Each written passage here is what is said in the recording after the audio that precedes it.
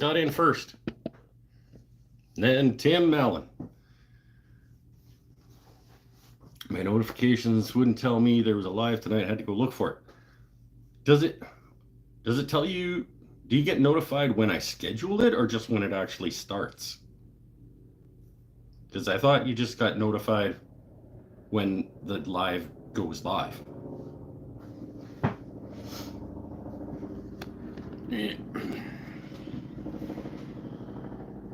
Ooh, helicopter. How is everybody doing? Welcome back to the show.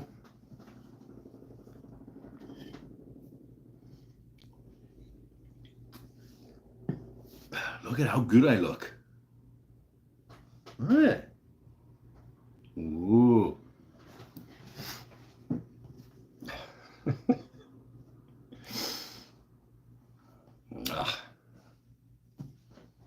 Tim left. He's like, bye. Right hand shots here.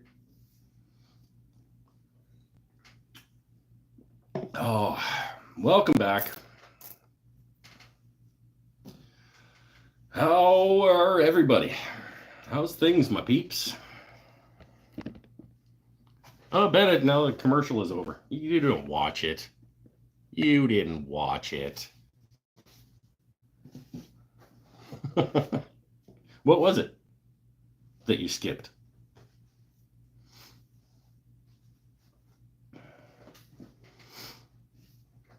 I'm always interested to know what other people see in terms of ads on my videos.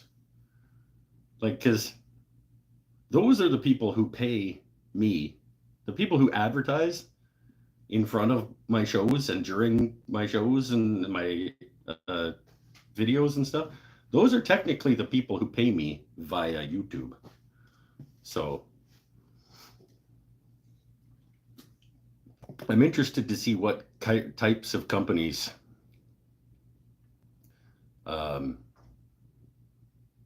pay money to put their stuff on a guy like this, or like just, or even like technically I think they just go by category. So my category is like how to and creativity. I don't know what my category is, but long commercial, long political commercial. Oh, good. The right hand shot ignores all the ads. Yeah.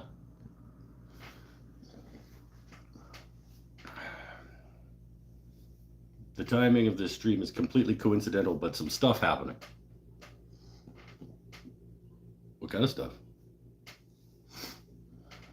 I don't think they choose you.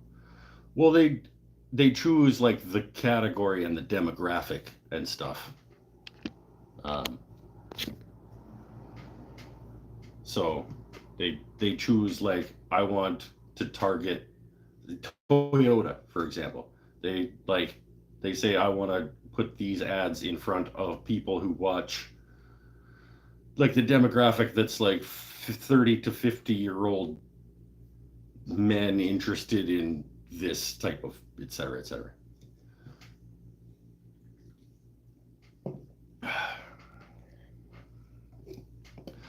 Dude, Trump got shot today. Sorry? Like,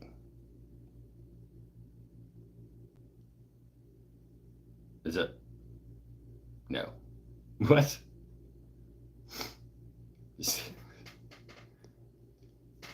State Senate politician, see, same commercial over and over. Oh, you get a senator or a Senate politician in the same commercial. Good. Yeah, that's he picked a good Todd, great pickup from the second sale. I marked it down but forgot. Oh, the Veritas seconds. I know I have notifications for that sale. I skipped it this year for a couple of reasons. Not this year. They do about 2 a year. I skipped this round because A, I don't really need anything right now. B, I was kind of short on money. And C, I didn't really feel like trying to get anything. Like the Veritas second sale can be kind of a shit show in terms of like you need to log on exactly when it starts and get in line. One year they did like a queuing system where you like had to wait your turn to enter the website, and then you had like 4 minutes to get your stuff and get out, kind of a thing. And it's like, I just didn't feel like it. I don't need anything right now, so.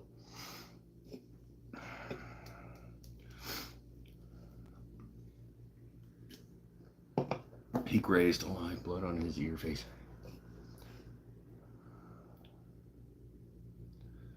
Oh. I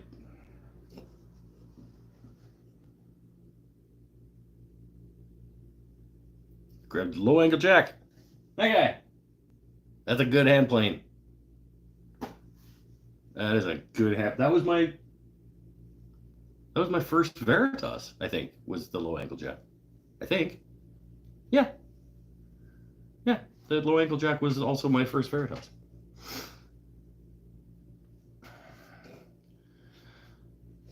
Oh, I'm only 6 minutes and 25 seconds in when I realized that I needed to go to all chat. 30 off, full on router plane. 30%? No. $30 off a router plane is probably, yeah. I mean, save money where you get, generally, I think the Veritas seconds is about 15%, I think, most of the time off. But you get like, I've done a couple of unboxing videos on my all of my stuff I've gotten from Veritas seconds sales, except the spoke shave, I think. And every time I look for like the defect, and I'm like, is it this? And it's like, there's like a little mark, like my low angle jack. I was looking around and I was like, maybe it's, see, I can't even see it now. I was like, maybe it's this spot in the Japanning that's like not quite the same as the rest. Oh yeah. I think it's that that saved me like $60 or something. 30%? Hey, that's cool. Sean McGill's here. I met that guy this week.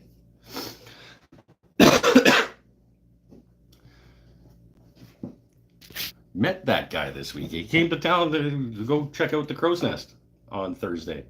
Sean and his lovely family stopped by and did some shopping at the Crow's Nest on Thursday. It was fantastic to meet you, my friend, and say hello to your lovely wife and daughter, whose names I don't think I caught.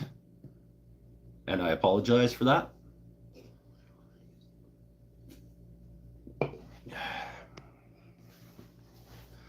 Eric Habakabaka is here. Noted graphic proof. Yeah, we both realized shortly afterwards that we should have at least done like the selfie, like, look who came by today thing. Nope.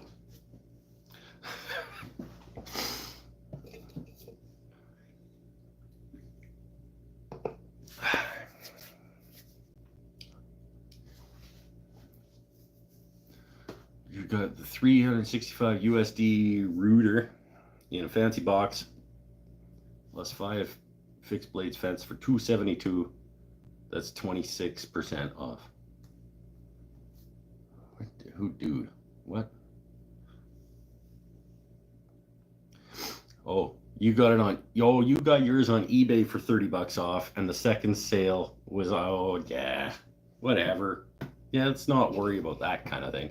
Don't you, after the fact decisions, you make a decision, you just, it's like when you buy something on sale and then like a couple weeks later you see it on a better sale. Like, nah, come on. Life's too short to be worrying about that kind of stuff.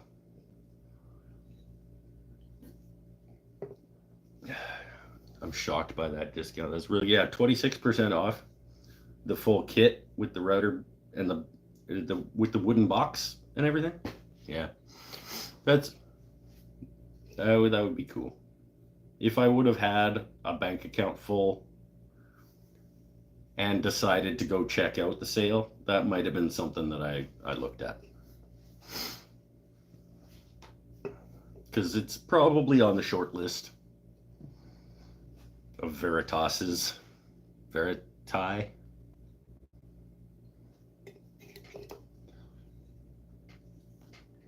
But my boy Paul Waldrop is sending me a handmade router plane. So maybe I shouldn't Veritas it up on the router plane. By the way, 9 of you here and only 3 of you like what you're watching. Bad friending.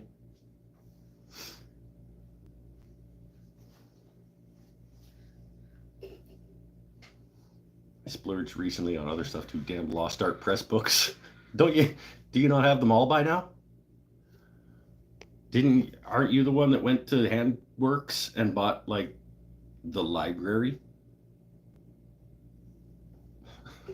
Or was that somebody else? PMV11 blade was not sharp enough. Well, you can fix that. I'm surprised though. What did you get? Was that new or was that eBay?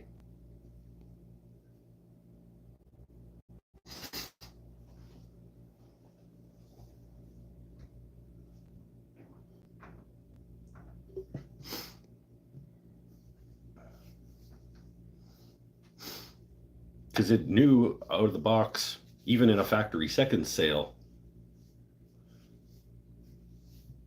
I mean, it also depends on what you mean by not sharp enough. I've never put one in and been like, damn, I need to sharpen this. But maybe if I was trying to like finish like my finish pass and didn't want to sand after and just apply finish, maybe. On the factory second sale. Okay. Well, touch it up. It's 30 seconds probably. 3 Nancy Hiller books now. Her Shop Tales book about pets is amazing. I didn't know that Nancy Hiller had a woodworking book about pets. Or is it not a woodworking book? Is it just Nancy Hiller, the author, talking about pets? Does it have any relation to woodworking? Because that would be cool. I would be into that.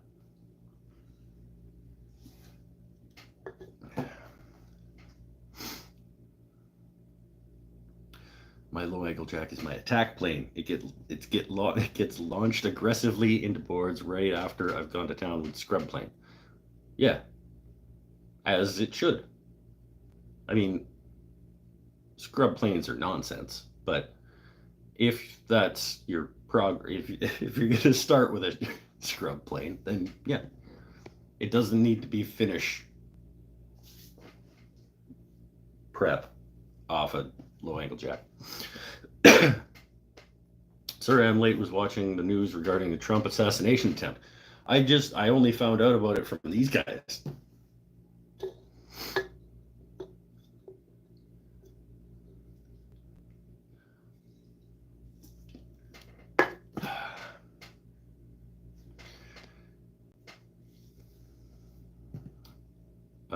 I love my scrub plane. Honestly, I probably one of the reasons I have so many just random old like number 4s and stuff is because I thought I probably would make one into a scrub plane.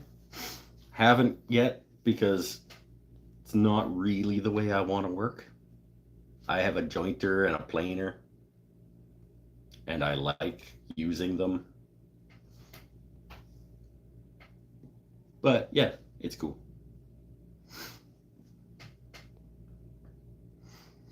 I got a cool old fret saw the other day. Jeweler saw. Oh yeah, sweet. Already cleaned it up and back to working well. I have a couple of fret saws. I would like Because I'm that kind of guy. I would kind of enjoy having one of them fancy new concepts like aluminum thingies.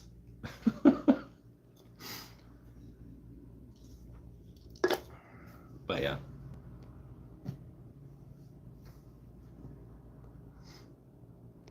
You have to see the board ends I get. 2-foot chunk, 8/4, 12 inches wide.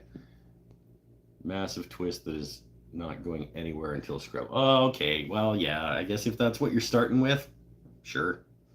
Sure. Scrub plate before you can get it in the planer.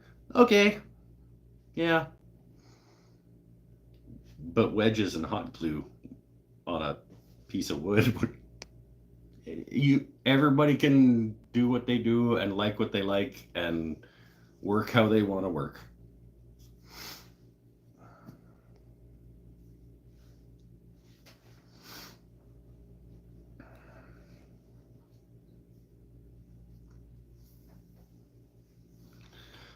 You've been going hard on the paint on Facebook. What? Oh, is Paul going off politically again? Wouldn't be surprised if it's not an ex-military person. They did not here, you guys. Okay? I may make a comment at some point eventually after a couple of beer. But where we try to keep politics, religion, and assholiness out of the show. This show is all about bringing people together instead of pushing each other apart.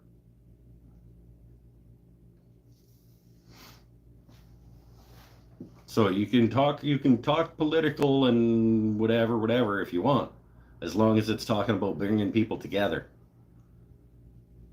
instead of dividing us. Okay?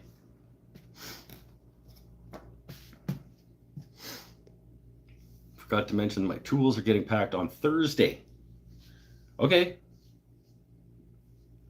And then sent. Did you said you had to sell some stuff though, didn't you, Sean? You were trying to sell like a 3D printer and some other stuff? Oh, I understand. Like I said, I'm not averse to talking. Politics are important. The people who make the decisions that govern our lives are things that we should talk about. But I'm not going to have us versus you or them versus them or our shitty guy is better than your shitty guy or whatever. That better be quiet then. Hey, pseudoscientist. Okay, hold on. Met him last week.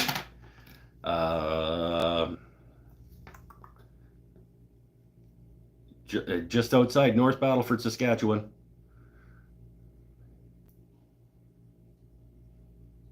We've both skied Table Mountain.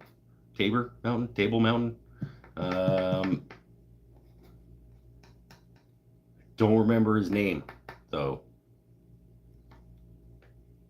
Eventually, maybe on week 3, if you tell me again.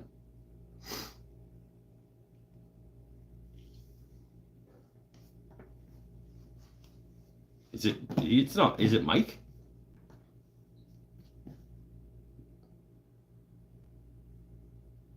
That should be something I can remember, though. I think Mike thinks it's Mike. Correct.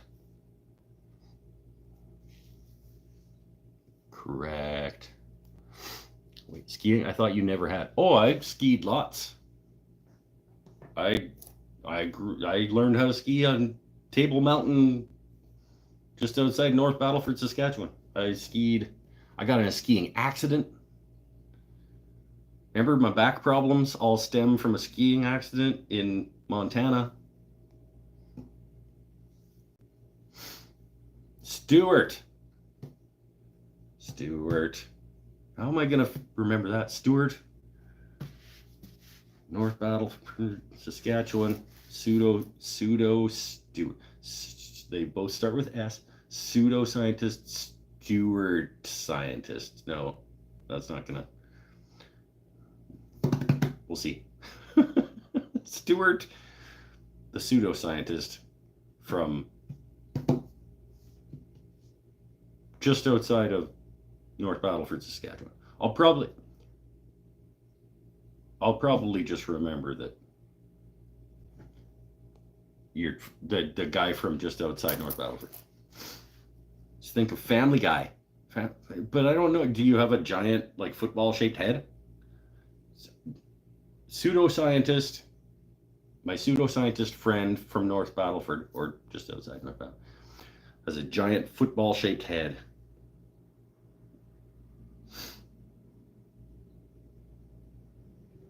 His name is Stuart. That's not gonna work. Well, okay. He's from just outside North Battleford, so he's a Saskatchewan Roughriders fan. So, pseudoscientist, North Battleford, Roughriders fan, football, head shaped like a football, Stuart. Maybe. Maybe this is what I can do. Maybe I can do this. Okay, beer.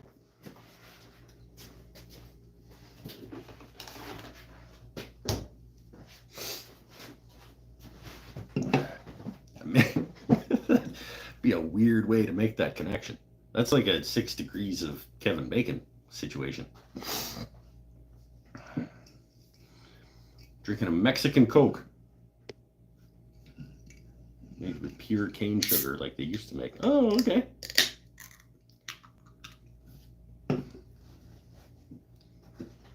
Tastes like Coke tasted back when I was a kid.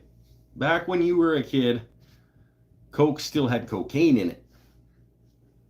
Because it was 1914.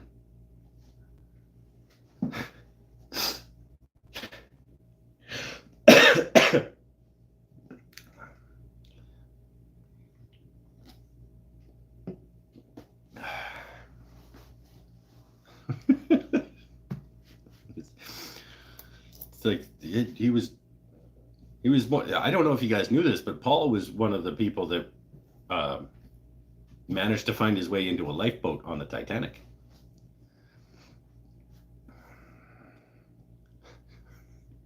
It was 1912, I think. I don't know. Somebody fact check me. I want to say it was 1912.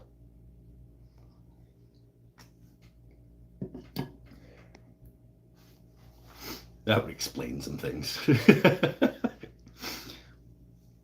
If I say enough fucked up stuff, you will remember me. I'll remember you anyway, because you're my friend pseudoscientist from just outside North Battleford, Saskatchewan.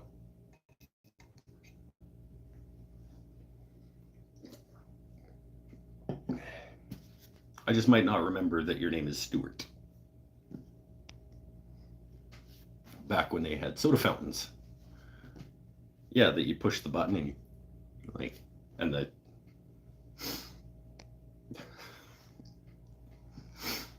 and he went to the malt shoppy.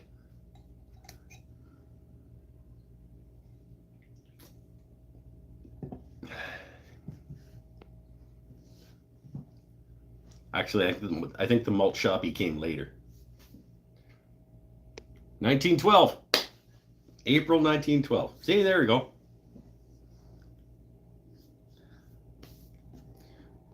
Leo was supposed to order a telebody. Yeah. Yeah, well, that was why he came over, actually. He was on the Titanic coming to America to make Telecasters.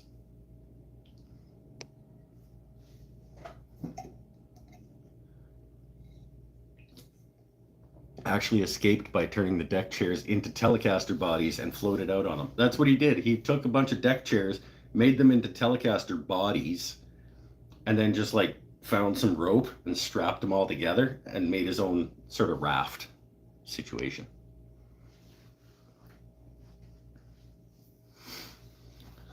Story goes my great-grandfather and his brother's families were to cross on Titanic. His brother was late, so they waited for the next crossing.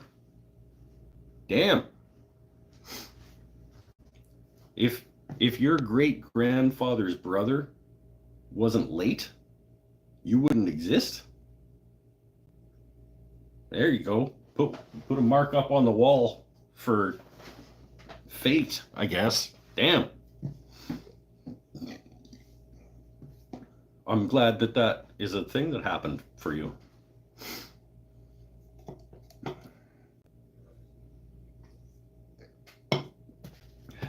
I guess sometimes it pays to not be on time for stuff.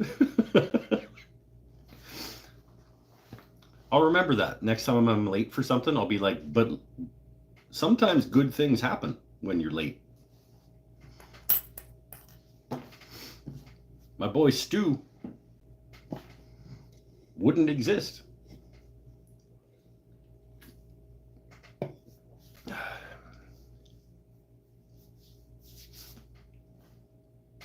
Yeah, life's weird.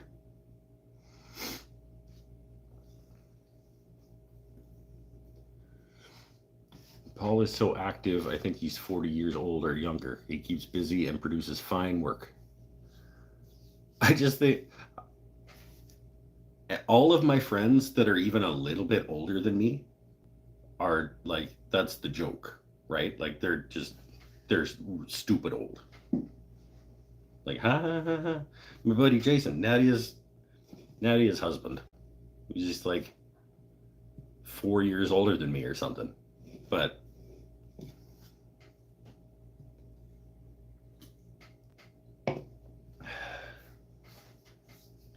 that's the joke.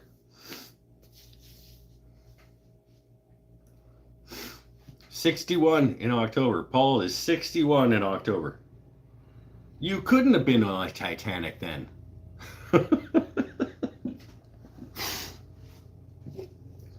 That's lies. He's got to be at least 114.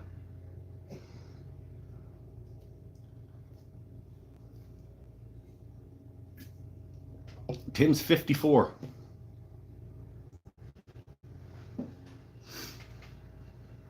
Would not have guessed 60 plus.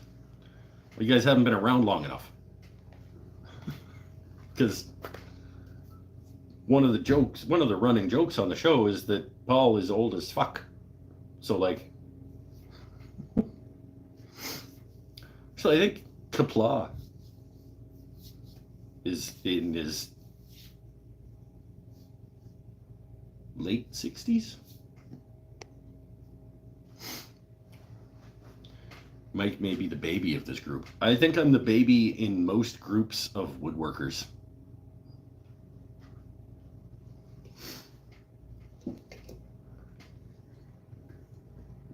Honestly, the woodworking tends to trend a little bit towards the gray side of things.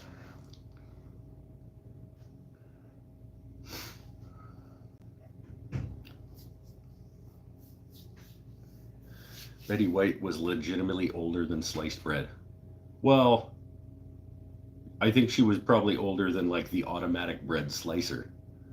I think they've been slicing bread longer than she was alive. Like I think they started slicing bread before she was born. They didn't just like pick up the loaf and like on the loaf of bread. I think it got sliced. Eric Habakabaka is 62.5. That's metric years because he's in Australia. Fearsome thinks he's 43. Fearsome might be the baby of the group then, because I think I'm 44. 79.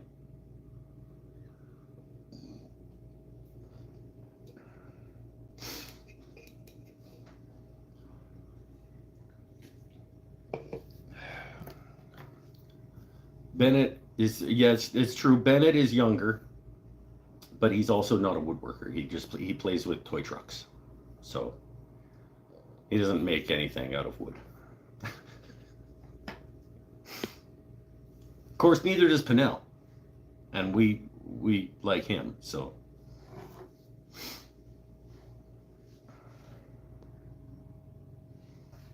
Nadia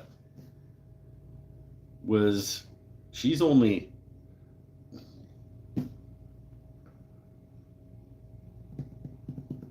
I always think that she's younger than she is. But then I remember that she's got like 15 years of art teaching experience or 20 years of art teaching experience. And I go like, oh, she has to be, I want to say she's like 32, 35.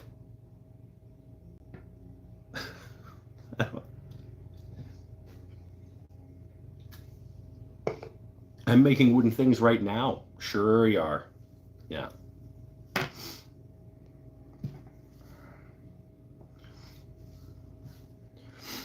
I identify as 14, but reality 53. Okay. I still, once in a while, I still feel like, well, remember when we had the fight about how I could still chuck a football over Mike Bennett's house? It's because I still feel like I'm 16, like in some ways.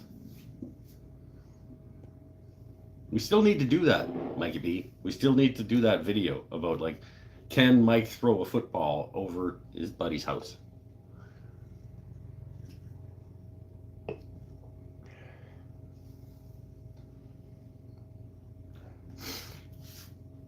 Oh, we like Chris now? We've always liked Chris. We just kind of pretend that we don't. And sometimes he makes us not want to like him. So throwing that football over the house is a good way to throw out your shoulder. You're not in charge of me, Sean. I got 2. Like if I wreck this one, then I'll just use this one. Right? Isn't that like, they're like kidneys. If you wreck one, that's why you got 2.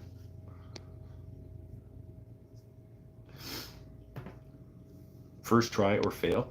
No, I think I'll have to watch it back, but I think we agreed that I get 3. And it was not just over the house, it was like over the house to the end of your driveway.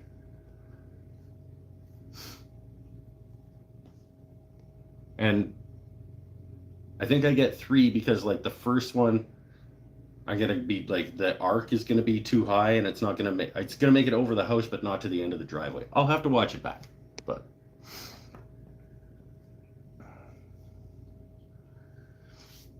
get ready for an urgent care visit for a shoulder.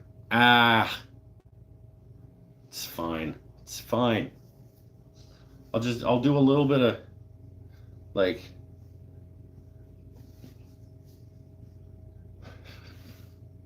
it'll be fine.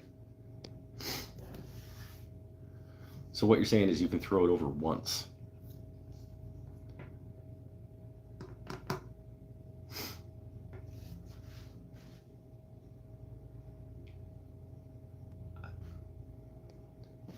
The idea is that I can throw a football from Mike's backyard over his house to the end of his driveway.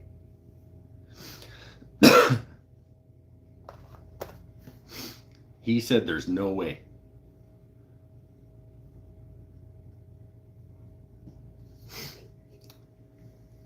This is exactly what your wives think you talk about on here.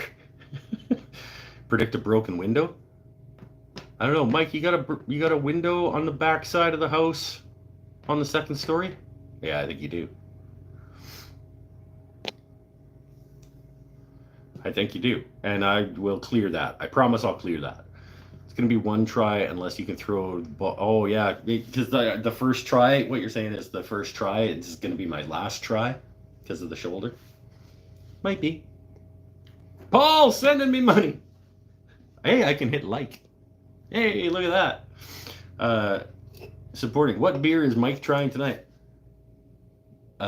Mike's never tried this beer before. Okay, we'll do that one next. Because Paul paying me. Has to land in my side of the shared driveway. What? You have a double wide driveway on your half of the duplex.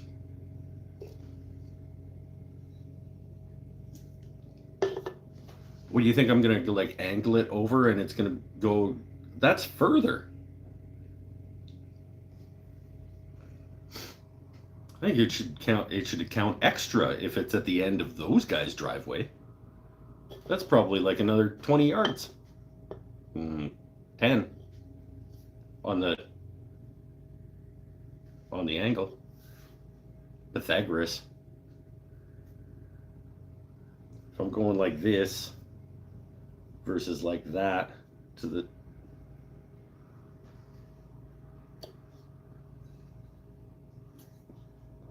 we're not this is not an accuracy contest.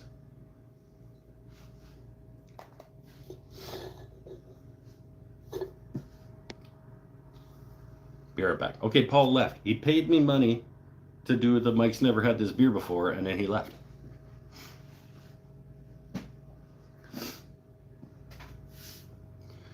Did I miss progress on the cabinet? From a month ago, maybe. The cabinet is. Well, just ignore the guitar. The cabinet, the carcass is essentially done. I don't know if you've seen it since that, but the box is glued, the back's in, everything's together. It's just waiting for final sanding and finish on the carcass, and then door and drawers.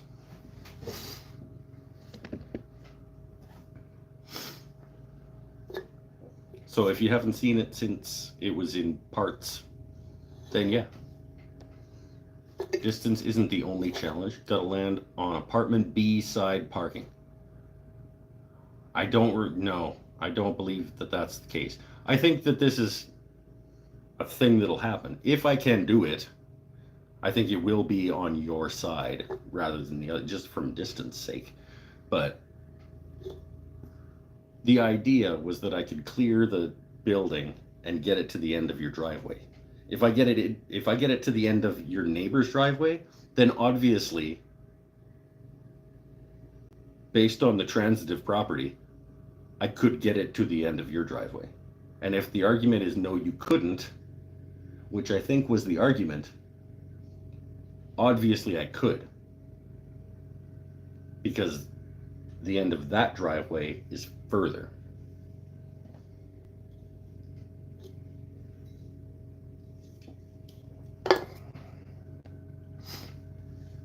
Hey, Brian's here. Oh, thank you. You're welcome. It's in its state. Come on.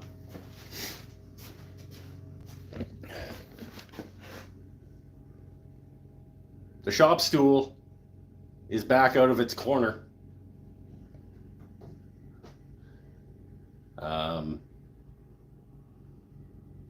And it's in its state as well. So the shop stool and the cabinet are both back out and ready to be progressing. Beer. Okay, we'll do. Should we wait for Paul? Let's wait for Paul because he paid me money.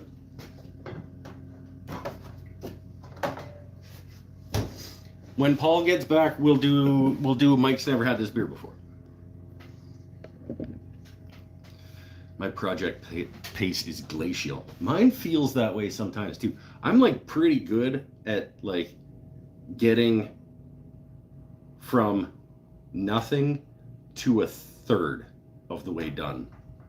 Like I'm really quite efficient at going from chunks of wood to a third of the way done the project. As soon as I'm about a third of the way done the project, just like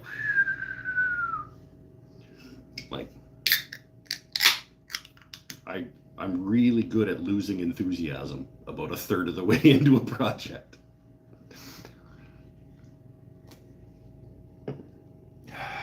What do y'all got? What do you guys got for temperatures out today? Wisconsin Minnesota border was 87 an hour ago. Yeah, probably about that. We were about 30 still, which I think is about 80. I don't know. Somebody would have to look it up. 30 Celsius.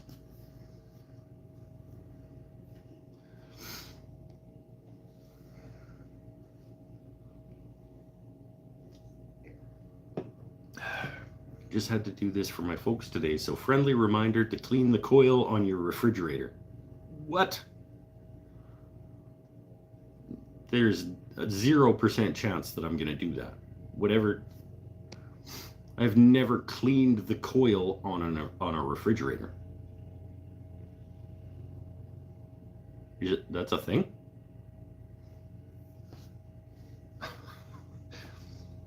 There's refrigerator maintenance? I thought you just used them until they stopped working.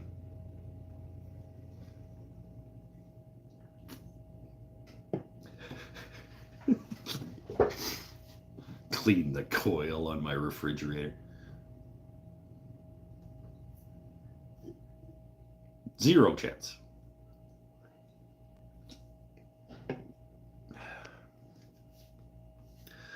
Just reminding me, I need to buzz my head. Yeah, look how good I look. Like, I am a relatively attractive guy once in a while.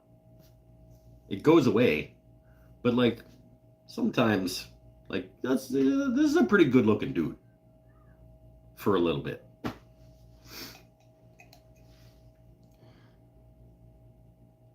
Hit 4 inches of dust and dog hair blocking theirs.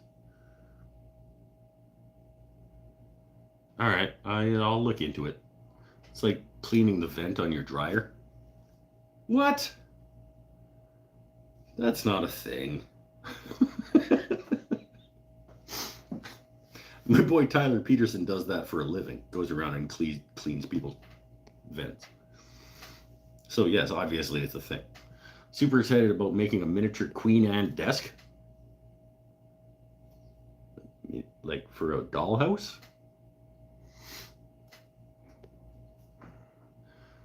Footprint is big enough to house a drawer that fits sheets of paper. Hey, okay, cool. A fold down desk to keep checkbook and I actually that sounds fucking rad. I actually really like that because one of the things that one of the projects that I have on the go is actually making a chest of drawers for pencils.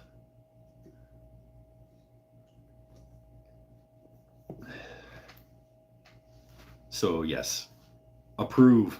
I approve. I'm not going Queen Anne, but I love the idea of making a Queen Anne desk about like this big for sheets of paper. You should make a roll top.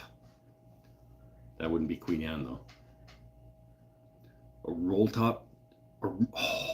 top desk that has a drawer on the front that holds your sheets of paper, and then the roll top holds your pencils and pens and erasers and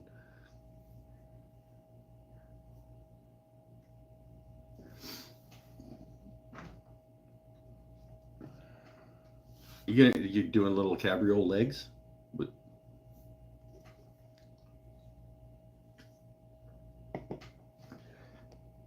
I want to see this. This is going to be awesome. I was watching Antiques Roadshow and one came up. Dude knew a lot and explained their history. Queen Anne is super basic with ornamental feet is about all. Well, sort of. Yeah, ornamental legs, I guess. Yeah, it's just a case on stand, except that the stand is like 3-dimensional curved legs with feet. And then when you add a ball and claw to the bottom of them, now you get into Chippendale, right?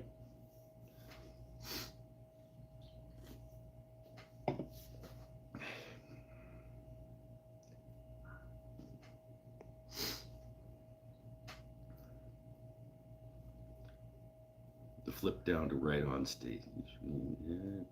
A desk item. Yeah, a little mini desk to put on your desk for your papers and your pens and stationery items. I like that a lot. One of the little drawers has Post-its. One of the little drawers has paper clips. One of the little drawers, thumbtacks in one of them. I want to do that now. That sounds really fun. And I'm not even really a small, finicky bit kind of guy. And that still sounds really fun.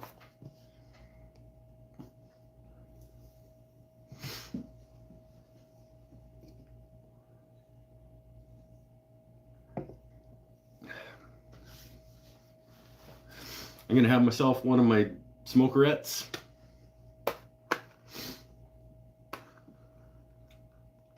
And we're going to talk about assassination attempts. No, we're not. No, we're not. And now there's somebody at the FBI that's tuning in. I have nothing to do with any of that nonsense. I've been here all day in Campbell River, British Columbia.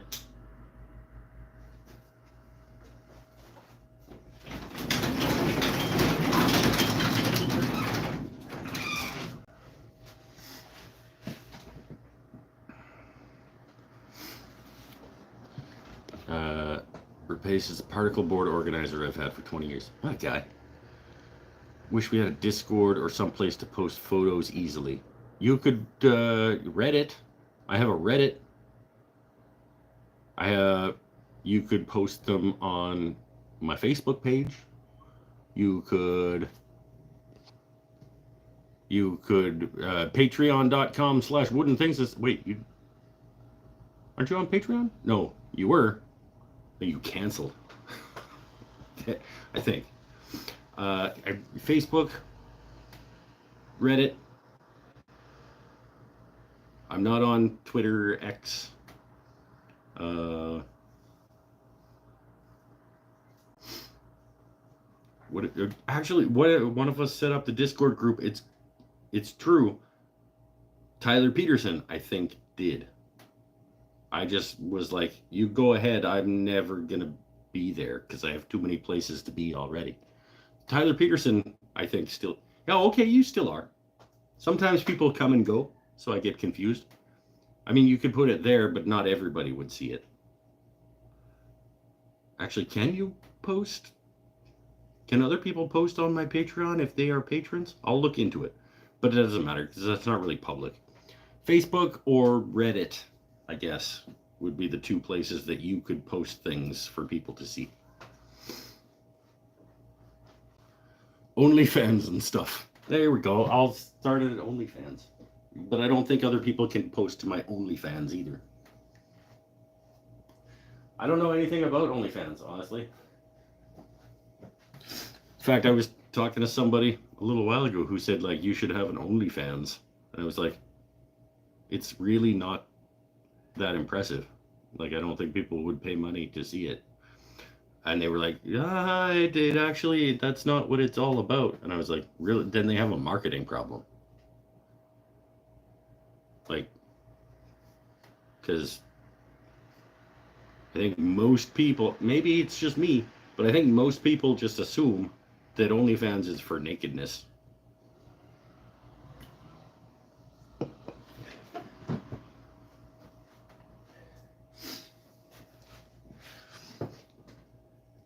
Facebook question. You post within a group, it doesn't show on your profile because they separate items.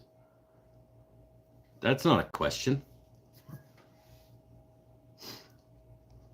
The subreddit is MWTS, I think. MWT ampersand S.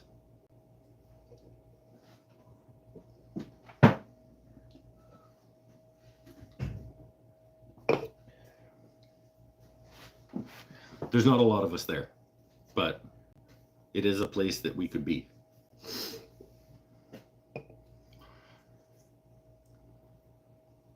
Guess it seems weird. I'm new to groups. I answered my own question. Yeah, like on my Facebook business page, I think I checked the box that says that other people can post there, but I need to approve it. But I obviously will if people are sharing things that they've made with me and my people. MWTS. There you go. Apparently I joined it. Yeah, that's how much action there is over there, is that you just don't see anything because nothing happens. Because there's like 3 of us or something. So I'm not going to post a bunch of stuff over there when it's just like me, you, and Pinnell.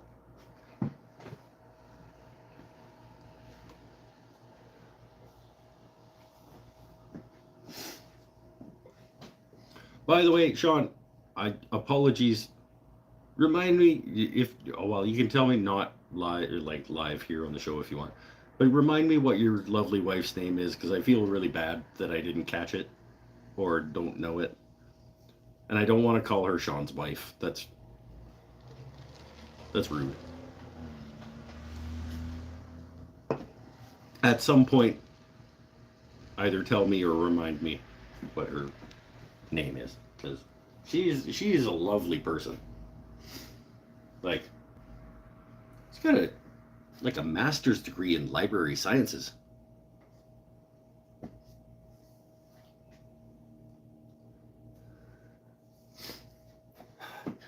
She's smarter than all of the rest of you, by the way.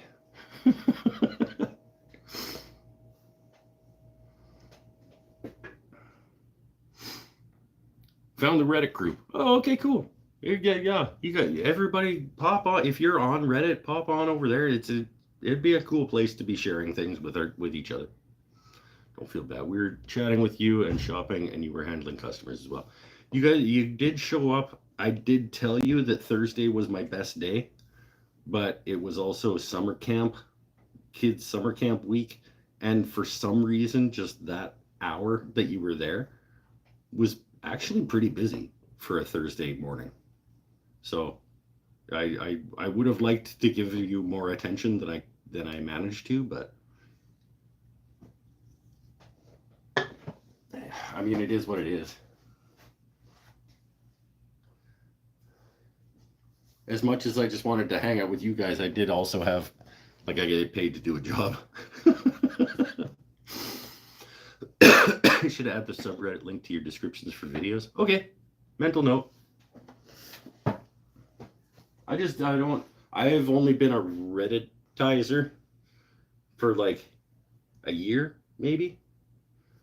So I don't really know how popular that platform is for people.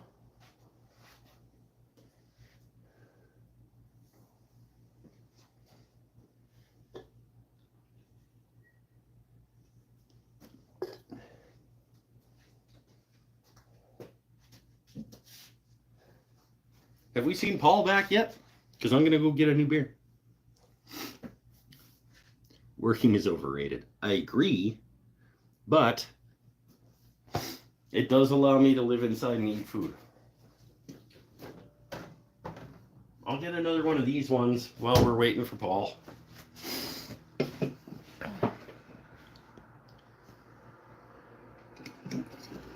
think the term is redidiot. I think that we could do that with just about every social media platform. There's a lot of people on all the social medias that like Facebook idiots and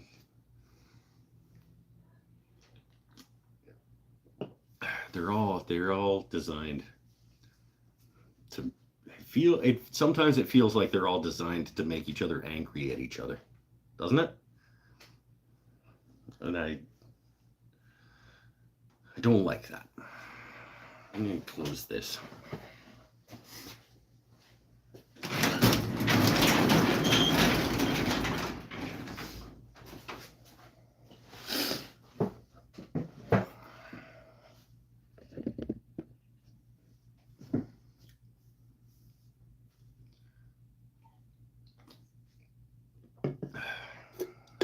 I think we'll go a lot further as a species if we stop being angry at each other.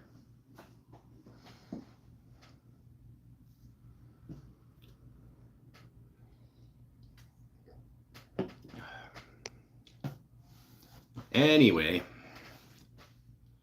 here's Wonderwall.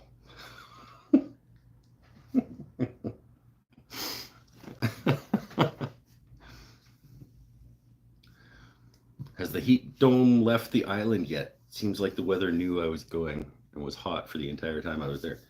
Well, how long were you here for? Like a week? Because, yeah, it was, I mean, it's still, like, it's maybe a couple degrees cooler today than it was on Thursday, but we're 30-ish. So we're down a couple degrees, but 1st to 12th. Yeah, it feels like we're coming out of it, but we're not out of it. And I don't think it's technically a heat dome, according to science.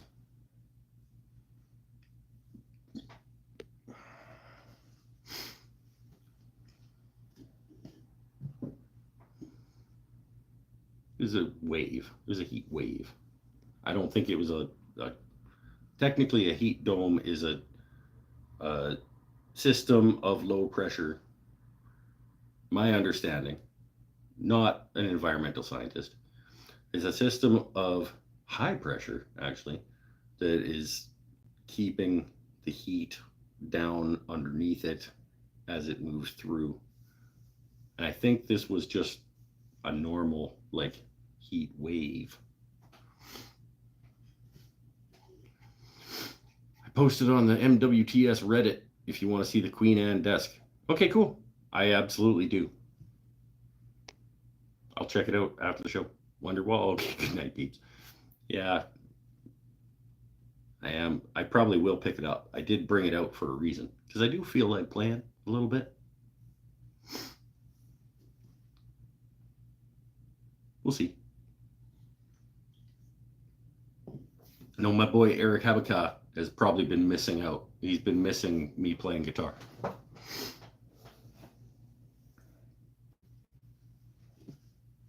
Because he actually appreciates and recognizes.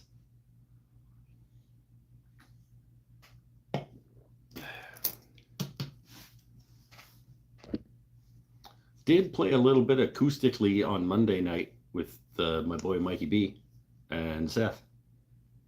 We normally we have band practice on Monday nights, but it's been so hot that in the jam space that we're like, okay, let's just not. And then last week we went and sat in his backyard and just played acousticized, and that was fun. We only did 4 or 5 songs, but it was still fun just to hang out in the shade in the backyard. Sure have. See, Eric's a good friend. Dovetails on top if you look closely. Assume dovetails on bottom, but they're mostly hidden. Well, isn't also Queen Anne, wouldn't it have dovetails on the top that were then covered by molding that would then lead up into a bonnet?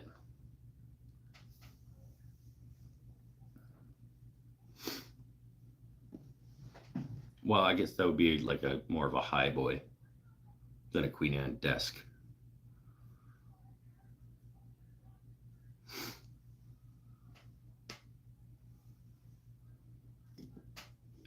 I thought the Queen Anne style generally held the joinery hidden by molding and bonnets and crest. What are they called? I'm gonna get a piece of something. So, like a Queen Anne high boy, get a better piece of paper and a better pen. Okay, well, there's a new envelope. So Queen Anne, for me, is obviously it's cabrio legs.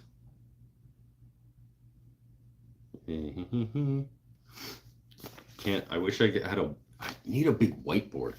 So we got like a cabrio leg situation.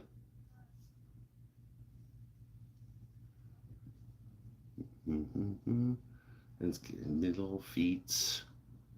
And if we put ball and claw in there, all of a sudden we're in Chippendale. So like we got a case on a cabrio leg. Got a case on cabrio legs, right? And you said what, 2 drawers?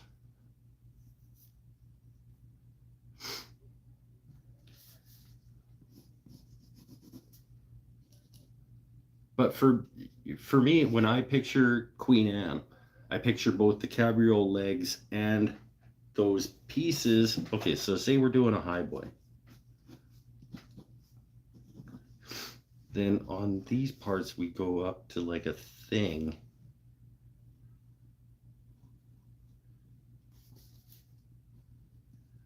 I'm just gonna do a quick sketch to like, and I don't know what this part of the dealie is called. So say we've got case up there. This would be more of a high boy type situation. This section up here that has like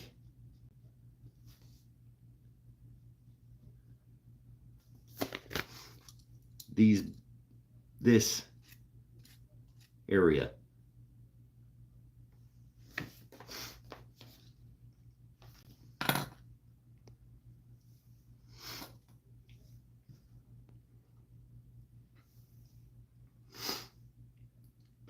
Visible dados in the front, not much dressing other than maybe it's one. It's valued $15,000 to $20,000.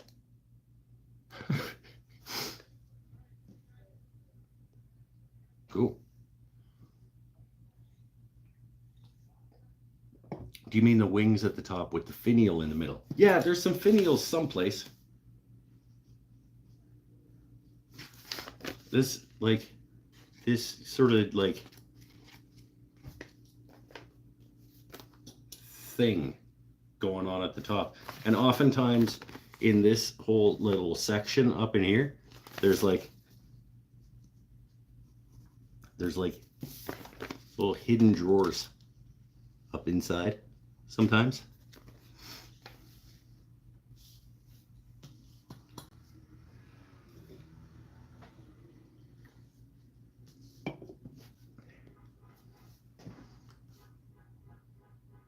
I thought it was called a bonnet. The bonnet of the... Maybe not. I'm not a historical furniture. Don't come here to learn.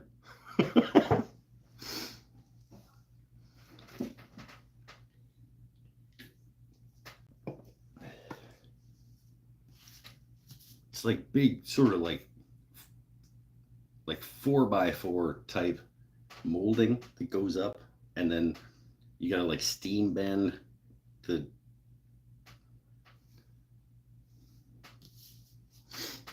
But that, like I said, that's like a more for a high boy type situation. Now I want to finish drawing this piece, because a little sketch, little Queen Anne high boy guy, it's like, it's okay.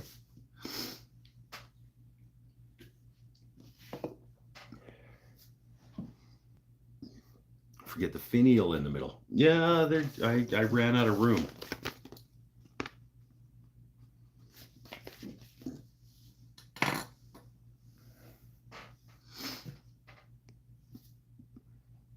Dentile molding.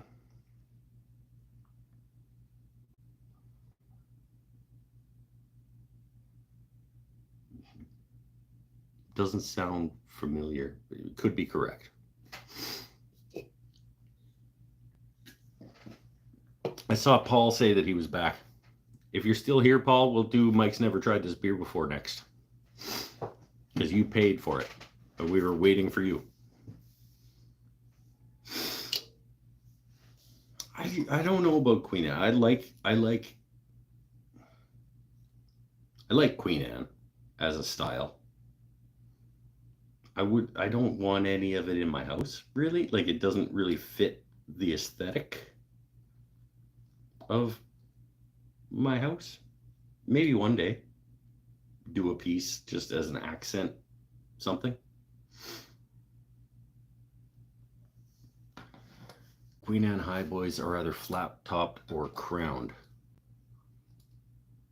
Hold on. Crown tops have curved high bonnet tops. Bonnet top. That's why I say it's like a bonnet situation with big molding, and then you steam bend the ornamental tops, upper corners. 4 curved cabriole legs.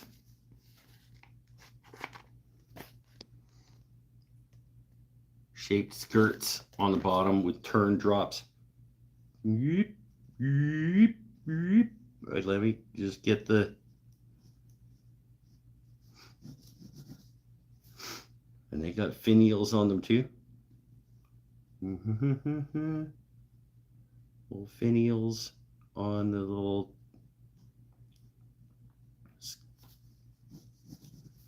Yes. Little finials. Little finials on the...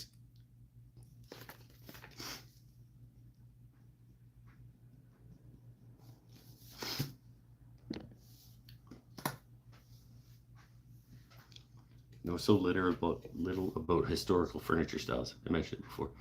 Campaign furniture is another cool style to explore. Simple but attractive. There's lots of... I like some of this and some of this and some of this. Like I like some arts and crafts. I like some... I mean, Green and Green technically is arts and crafts, I think, in terms of the timeline. I like some elements in there. I love a lot of the simplicity of shaker style furniture. I like some elements of Queen Anne. I like... I would love to make a ball and claw foot for no reason one day and be able to call something like a Chippendale desk organizer. But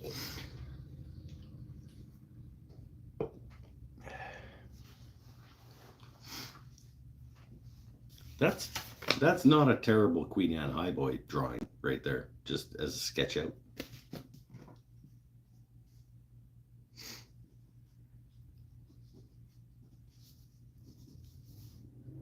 Go like that.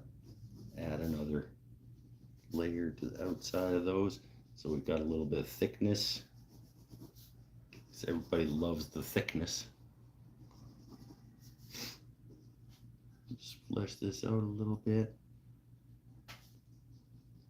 I ran out of room for the finials on the top. But like,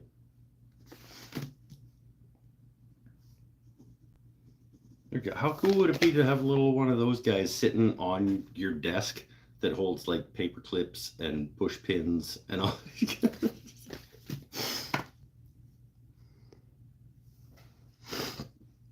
My favorite style is arts and crafts. I prefer Charles P. Limbert more than Stickley. You know, Charles P. Limbert, and check out his arts and crafts stuff. Okay, cool. Arts and crafts generally feels a little heavy to me visually, but I love some of the straight line elements in it.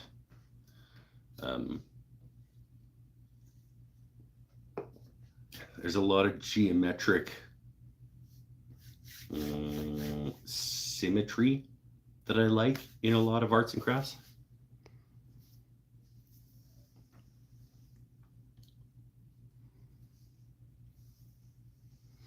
Guy who made the most viewed response video to radial arm saws videos. What?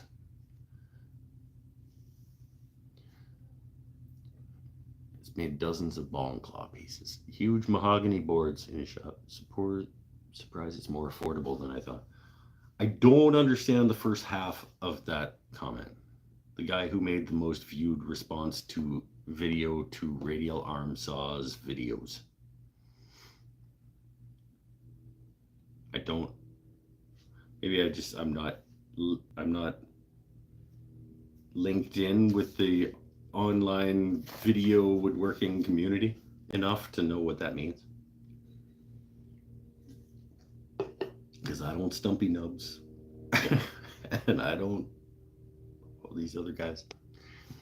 Just got a full-size vintage drafting table. Rad. Rad. I wish I had room to put one of those. Those are slick.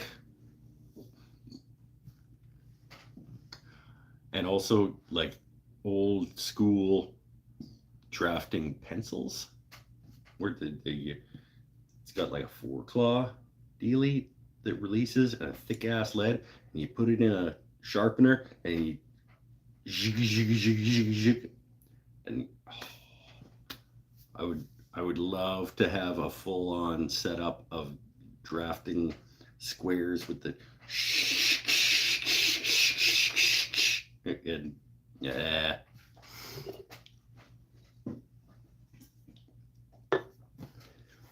Be awesome. Congratulations on your full-size drafting table. It's in my living room. Yeah. Well, and also congratulations for having an awesome living arrangement where you can put one of those in your living room. Because I'm not 100% convinced, but if I said, hey, wife, this corner is going to be a full-size drafting table, like an antique drafting table, I don't know.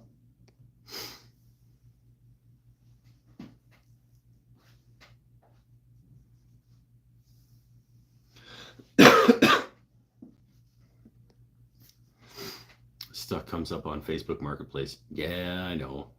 But like, sure, if there's a corner of your living room, then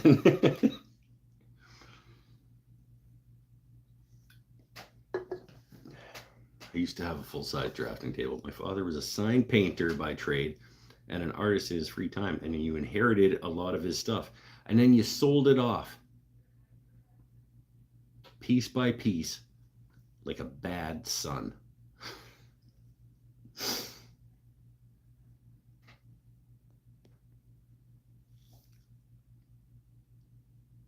That was borderline. If that was even borderline, if that was over the borderline, I apologize. I thought in my head it was funny, but maybe not. I apologize if that was too far.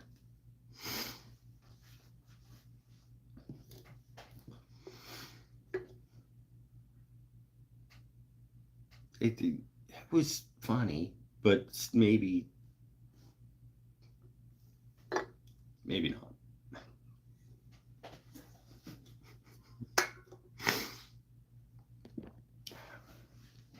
Death is a part of life. I guarantee you, when my parents die off and I get a whole bunch of their shit, I'm gonna be like, I don't want this shit. I'm gonna keep some of it as like, these were important to them, so it's important to me kind of things, but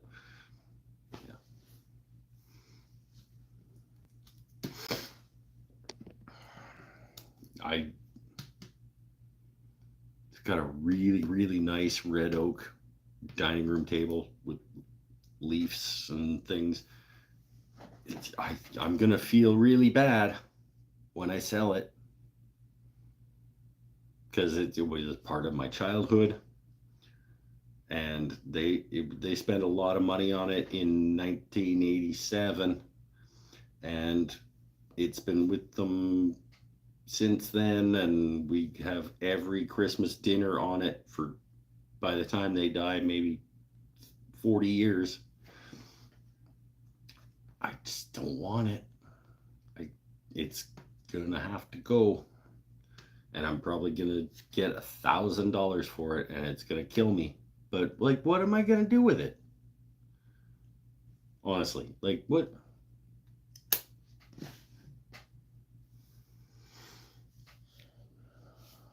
Hey, Kapla's here. I have a 10-inch radial arm saw in 1972. It's one of the reasons I didn't buy a sliding miter saw. Yeah, if I had a radial arm saw, I probably wouldn't buy a sliding miter saw either.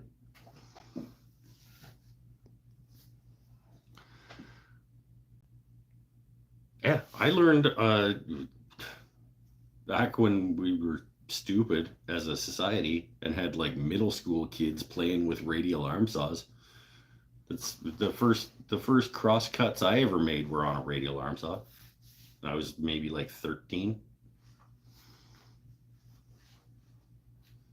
Probably wasn't an awesome idea for the education system to be that way, but probably not too many kids lost fingers.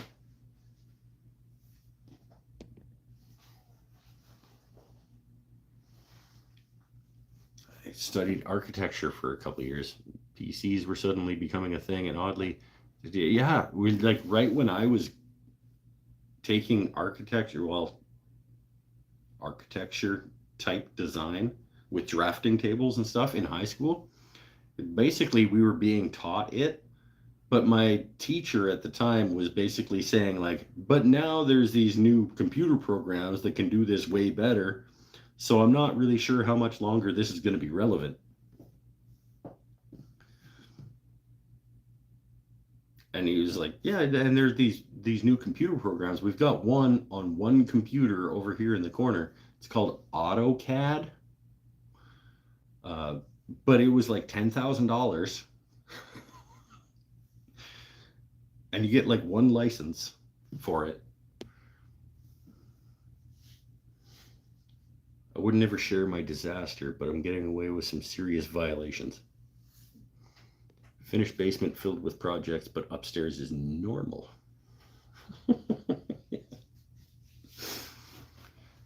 CAD scared me. I know my T-square, compass, protractor, squares. And yeah, see, that was the thing. Is like we were being taught, we were right.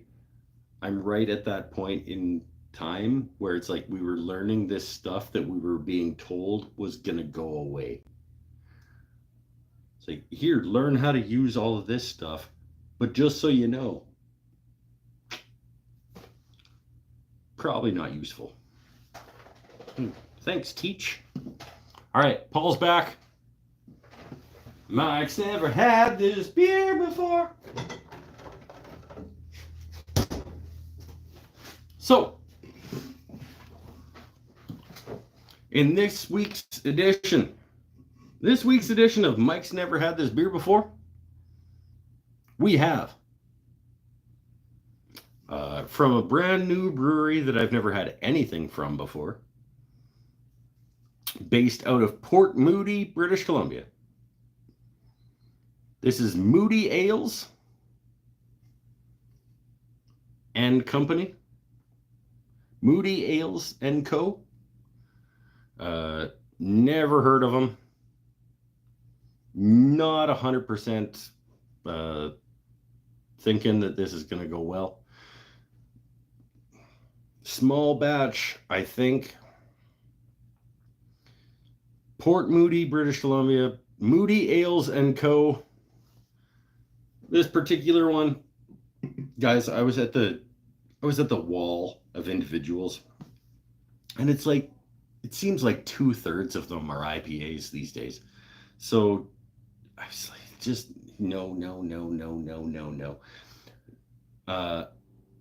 This is as non-IPA with still kind of being one. This is called the Moody Ales & Co. Orchard Hazy Pale.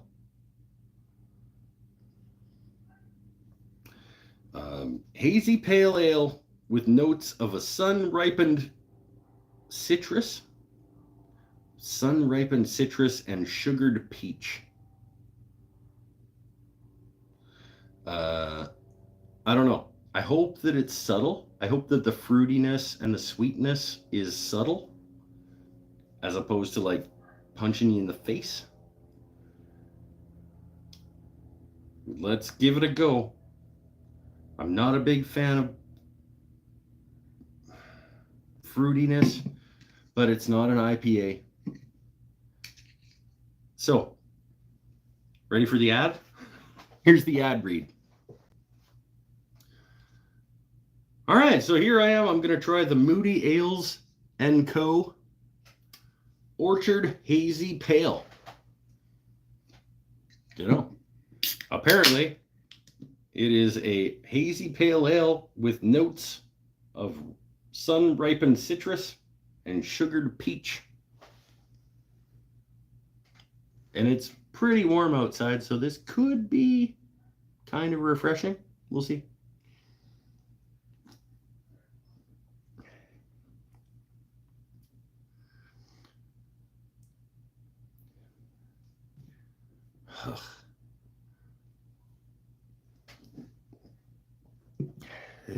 It tastes like a fucking IPA. Like what?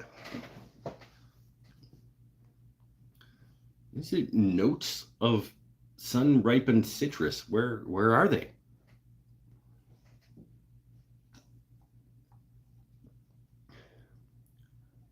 It's too hoppy.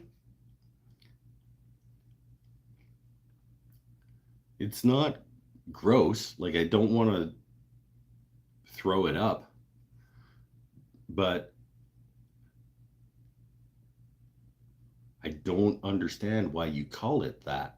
There's no notes of citrus and pear or peach or whatever. It might as well be just any other brewery's like IPA. Just bitter, and it's light, and I get why people like this. But with the word orchard in it, like it shouldn't just taste like hops.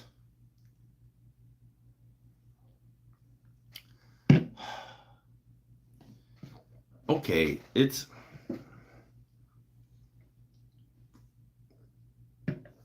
not as gross as Madrido Excepcional. It's not as bitter as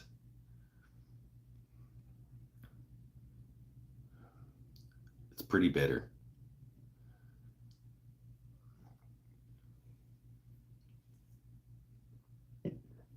Why does everybody making just hefty hoppy IPAs? Like there's so many of them. Somebody start making some non-hoppy bitter things. Jesus. The world would be a better place if we were less bitter towards each other and in beer production. I was hoping that I was hoping that it wouldn't be too sweet and citrusy and peachy. And it's the opposite of that. Like I want this to be citrusy and peachier. To take some of that edge off the hoppy faux IPA-ness of it. It's fine as an IPA. I think they should change the name of it. I don't think you should put the word orchard in this because there's zero citrus or sugared peach in here. That's blatant false advertising.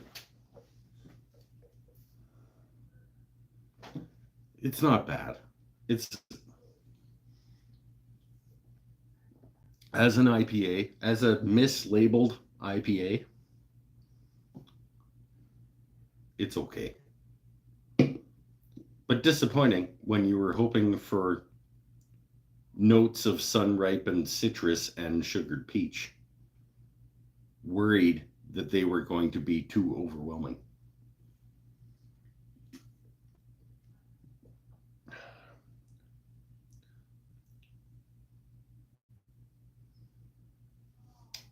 Moody Ales and Co. Orchard Hazy Pale. Not the worst pale ale, but only because it's an IPA. And where is the fruit?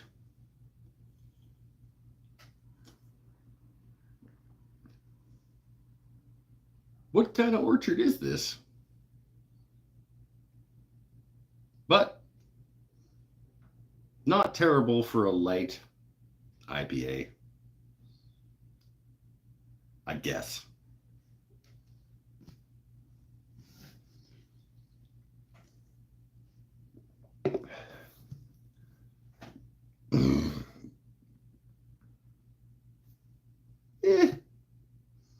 Oh. Oh, there it is. It's in the burps.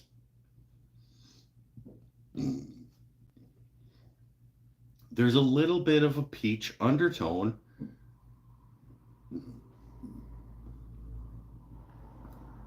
When it comes back up, for lack of a better way of saying that.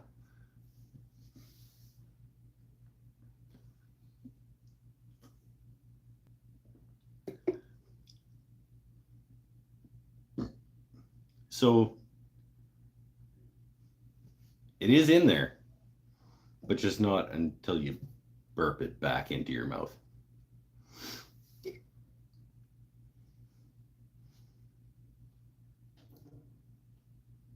Okie doke.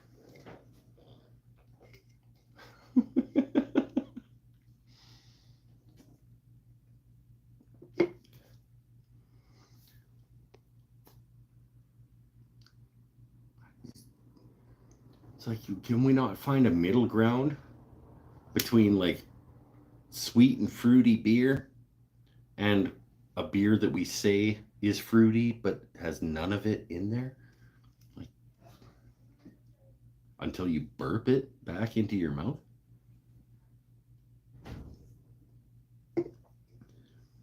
Just want a nice crisp undertone of fruitiness and less hoppiness. I'm just gonna have to start making beer.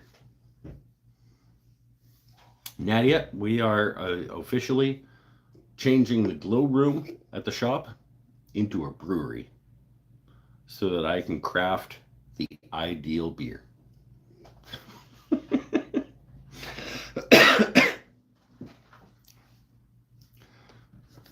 To do the crow's nest, I mean, we'll have to call it an IPA because that's what people want to buy. The crow's nest IPA. But it won't be. It'll be delicious. It's not bad. Of all the IPAs that I've had, it's probably in the top couple. But they don't call it an IPA, and it is. And that is disappointing to me. 6.2.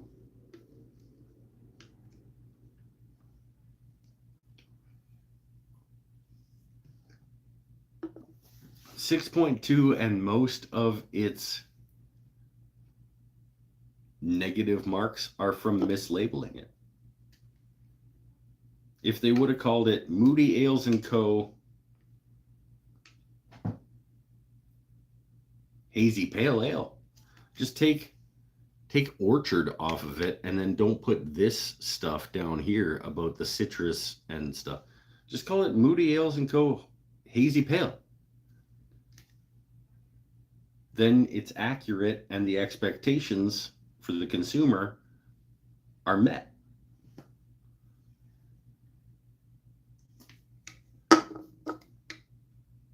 Would I have bought it? Maybe. But my expectations going in would have been more appropriate to what it was called. That's all. Let's not do that. I think it would make us more money than the glow room. Oh, but then I couldn't do turning classes in there. And then I wouldn't make as much money teaching. Let's expand. Let's open a brew pub. The Crow's Nest Brew Pub. We're talking to Allie, right? She wants to. Okay, never mind. I was gonna say, like, we've got investors. No, we're not gonna bring that up. That's not a thing that we're gonna talk about live on the internet.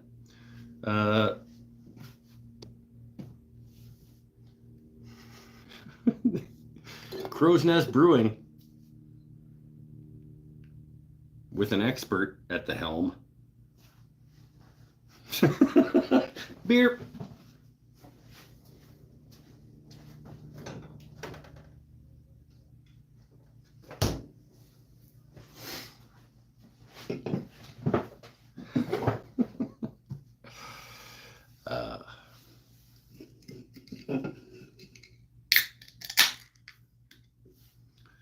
Maybe just start your own business. That's an option too.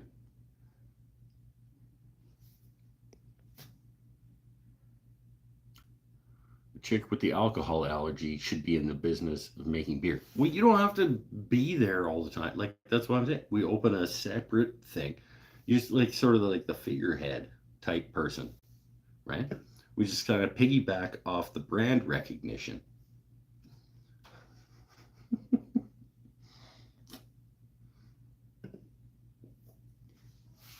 And you let other people do that, and you just, isn't that how people make money? Is they did let other people do it, and then they just take some of that money.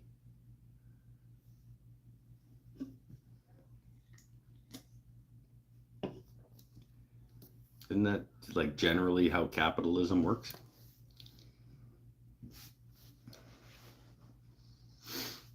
You guys go do that with my name on it, and then I get a chunk. Anyway, so Paul paid me $20 for that review. Apologies, Paul. I do want to. I was talking to the boys at band practice on Monday about like clipping out all these like Mike's never tried these beer before things and making them individual videos, because they could be entertaining for a different subset of YouTube to watch guy tries beer for first time. So I might do that. We should start a paint company. Okay. You buy all of the stuff to make the paint company.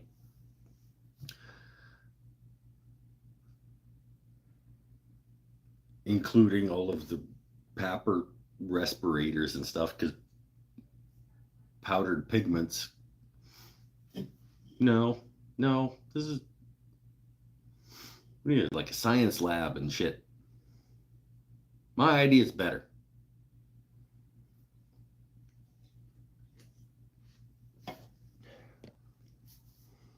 Mike's Wooden Ales and stuff. Not a terrible name.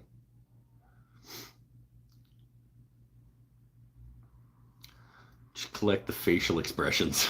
just a quick cut of all the facial expressions. That's a good idea, actually. For like a promo clip of just all the different facial expressions that I make when I'm trying the beer for the first time. Just quick cut. That's actually a good promo for it.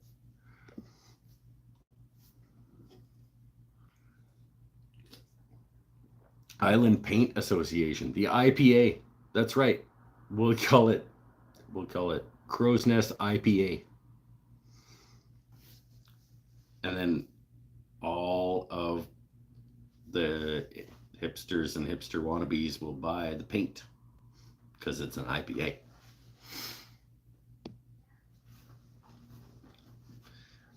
There are a few woodworking channels that randomly switch to cooking soups and breakfast omelets. It's probably just because there's more money in that. It feels like there would be more YouTube money in a cooking channel.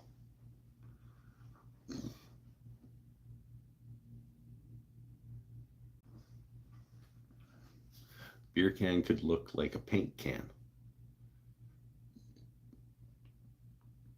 It's true. Cross promotion, synergy. We could make a brewery and a paint company and have synergy.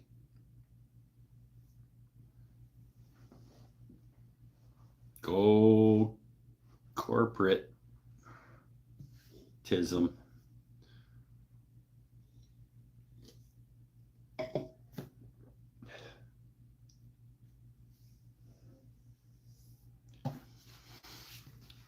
John Heiss home remodeling channel recently switched to cooking. Didn't he try to do like audio file, like speaker build, like home theater channel at some point? It's nope.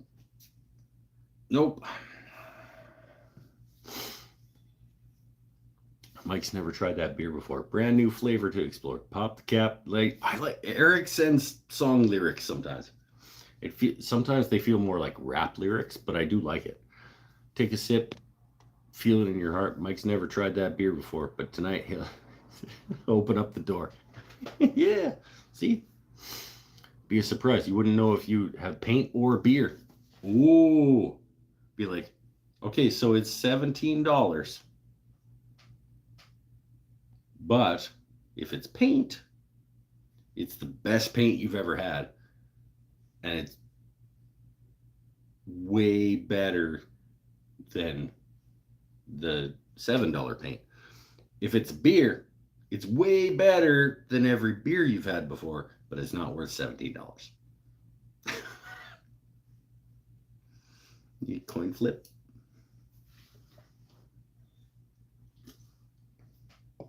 And you can't tell whether you get a beer or a paint.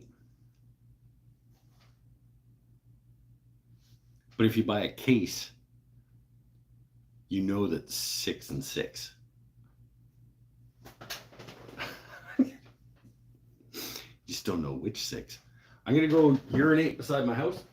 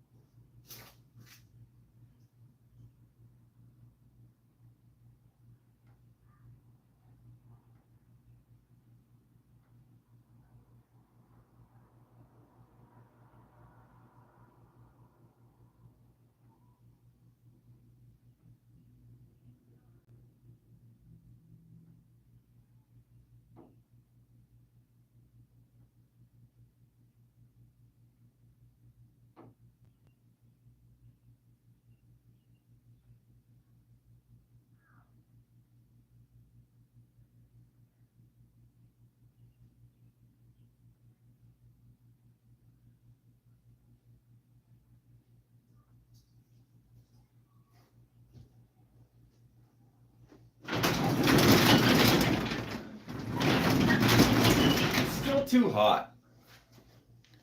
It is absolutely still too hot here. I don't like 30. I think my ideal temperature is about 17 degrees Celsius with a little bit of airflow. Matthias has done cooking also. It's a huge surprise.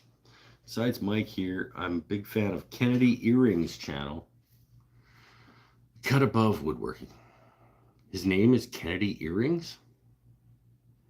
Okay, guy pumps videos weekly for a decade. Look at Mr. Guy pumping out the weekly videos. I did weekly videos for 2 years. Just too exhausting.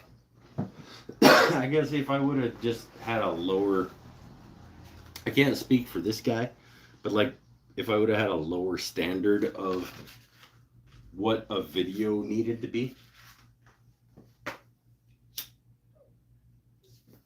like say for example, like David Pacino. oh, no, I'm just kidding. I like Dave, but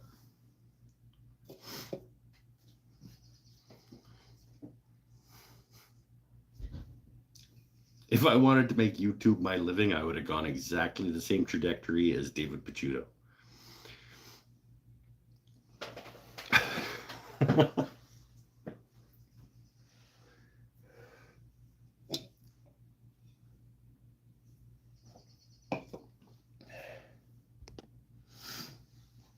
I think he goes back 16 years. Lots of scroll saw snuck in. Okay, yeah. I mean, I also like.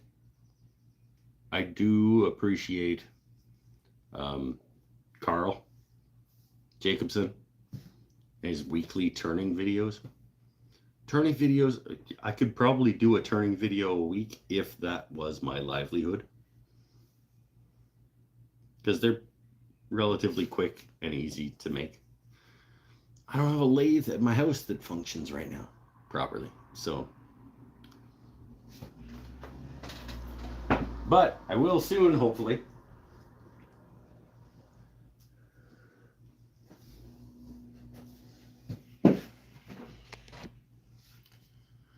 Watching old make something videos is nostalgic. Yeah, the drunken woodworker. Remember the drunken woodworker? It was before make something. He was the drunken woodworker in his basement, and he was like drinking whiskey and like making stuff. Yeah, it was fun. Then he got all. No, he seems like he's still a good guy. I can't with the like, I bought all the ads on Facebook from Temu. Clickbaity. But I totally understand why he does that, because it makes him bank to do that.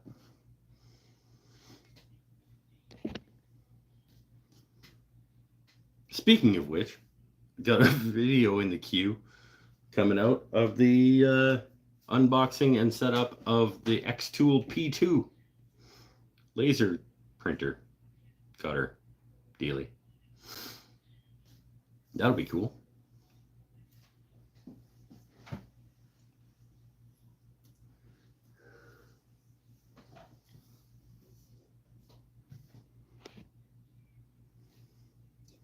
He was super poor. Yeah. Well, super poor is kind of, that's a subjective.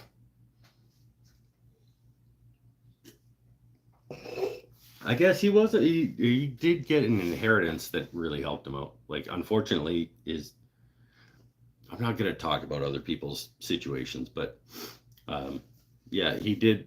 He managed to invest a lot in his business when I believe his father passed, and he got an inheritance that had managed to get him like a full shop set up and stuff. So. Anyone ever watched Keith Johnson woodworking? It's very precise with his joinery. You should go watch that then, because I'm not. For the fans of true art, ask the question. No, I did not film the new video. It's true. He did not. He had nothing to do with the cinematography of the Xtool P2. I do. On the cabinet build, though, I do want to get Mike in to film building and insetting a frame and panel door on a cabinet. So now that the carcass is built and I need to put a door in there, I think it would make a good, obviously the whole build is going to be a video, but I think having Mike come in when I do the door would make a good standalone video on making a frame and panel door to fit a cabinet. And then maybe making drawers to fit could be a second video in sort of how I do this. Not how to do this, how I do this.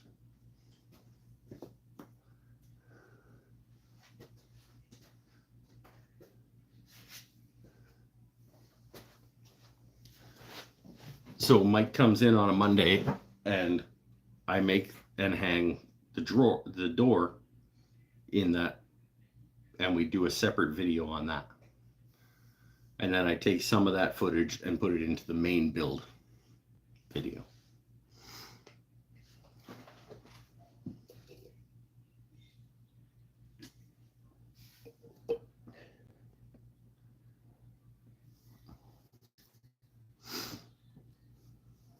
I thought he just saved forever until he inherited wealth. We all have. Yeah. Married couples get a house after getting inheritance. That's what happened. I'm pretty sure that, like, yeah, he got an inheritance and upgraded his situation, and that sucks. And I make no apologies. I will also do that. Probably not far enough in the future. Not as far in the future as I would hope. My parents are still in pretty good shape, but unfortunately, we are all on this planet for a finite period of time. And I don't like thinking about it, but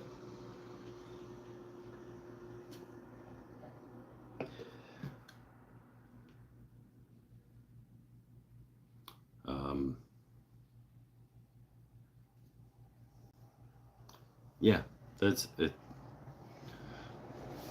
Like, I'm God, every way I can think of to say this just sounds fucking horrible, but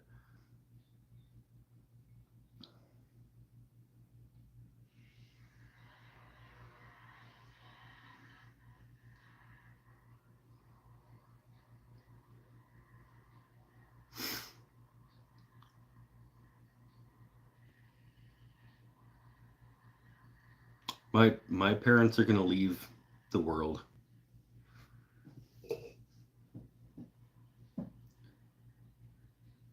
And because of the way that our world is set up, my life is going to get better. And that's a sad, sad thing to have to say. But it's the truth.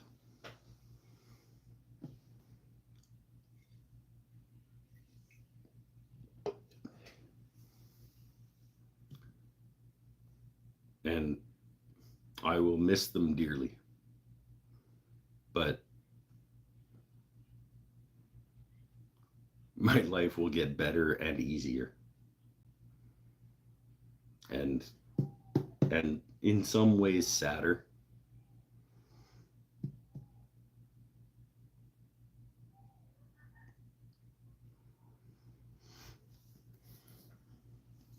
Wow, that got dark. I don't want to do that. Speaking of things getting dark,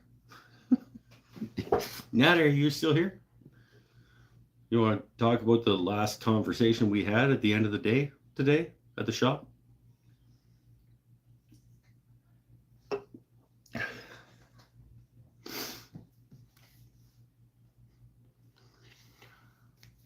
I spin wood at 71. My brother makes small planters at 77. Our parents are both gone. Didn't inherit money or tools, just 30 acres to live on. Yeah, I mean, hopefully, hopefully we can leave things behind to make. I, the, hmm, my dad, especially,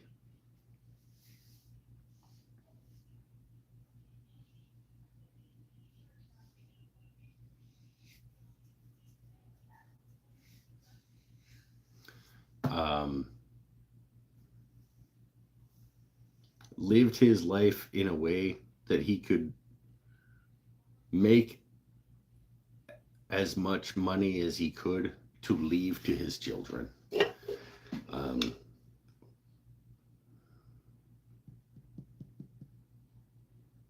he wanted to support his family and invest as much as he could so that his future generations had the best they could have. And that's an admirable way to go through life.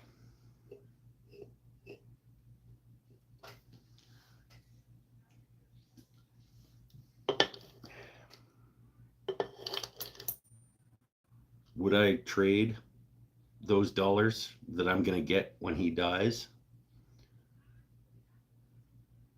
for having a father that was more emotionally invested in my upbringing? Absolutely, I would.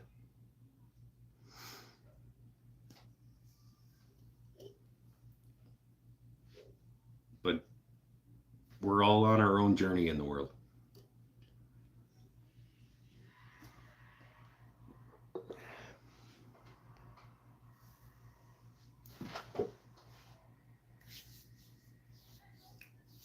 And I don't know that I necessarily want to get into. I started it. This one's on me. The more messed up thing that bugged me out is Chuck Schulinder. Cancer treatment funding should not have happened the way it did. The guy was a famous musician, couldn't even afford it with donations. I don't know that story, but guys shouldn't. I don't think anybody should have to. It's a difference in culture, I guess. I'm assuming that he was in the United States. Chuck Schulinder. Schulinder shouldn't go broke from cancer funding or from cancer treatment. Like, that's medicine and healthcare. To like, I know there's this like sort of faux thing between Canadians and US, but that's not a thing that I will ever. I probably am going to get cancer, or I probably already have cancer.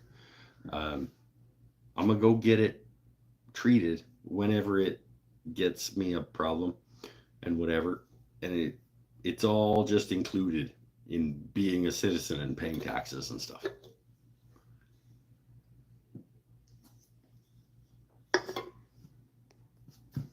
We're better than you. Oh, what's that from? Oh, that's Globo Gym. You're at Globo Gym. We're better than you.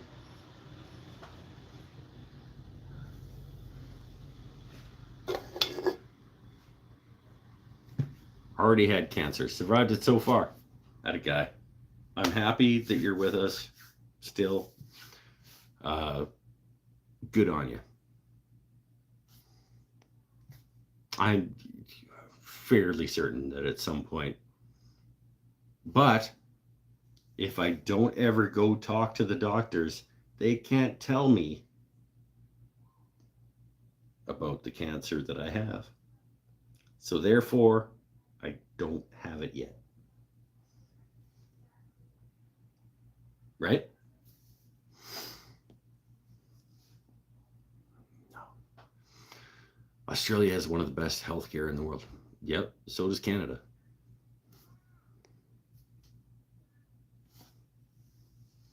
Got to get ankle operated on. Insurance will start paying after 6,000 out of pocket.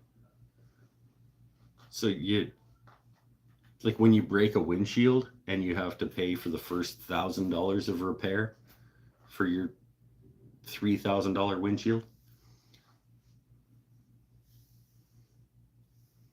It should not be the case. That should not be the case with healthcare. Fuck. Here.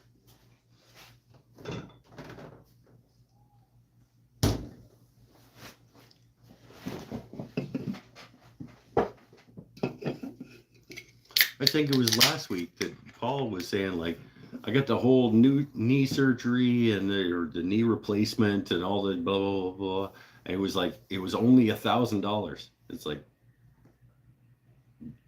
that's awesome. It was only $1,000 for maybe like $80,000 worth of stuff. But here it's $0. Like for a lot of people, that $1,000 is crippling. A lot of people could not do the $1,000 or whatever it was. You should not have to have money to get taken care of physically, medically. You shouldn't. We should all be taking care of each other in that capacity. Thanks, Tommy D.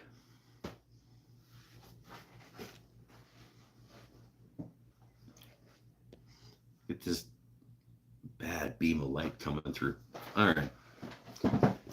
I want to leave it open, but it's so bright and shiny. Maybe there. Maybe there. Oh, oh, geez. Clamps falling on me.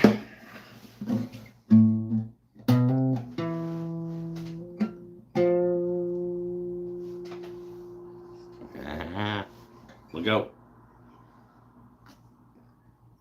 He picked up the guitar.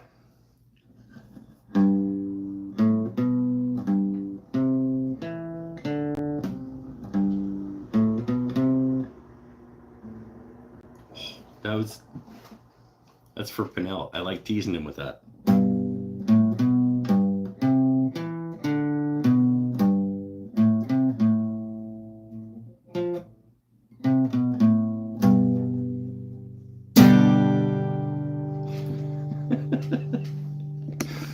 One day I do want to surprise him and actually be able to play it.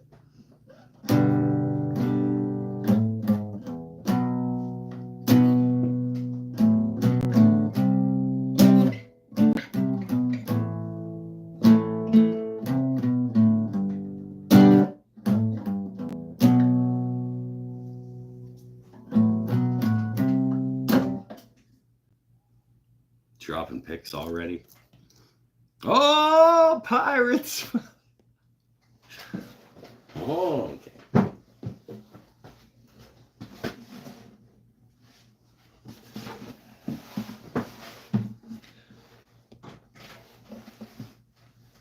Oh, I lied.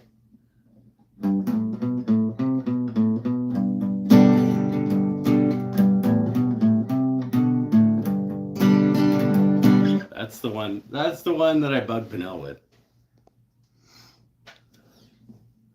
Oh, Pirates, well, they talk high. On the merchant ship, called into guy.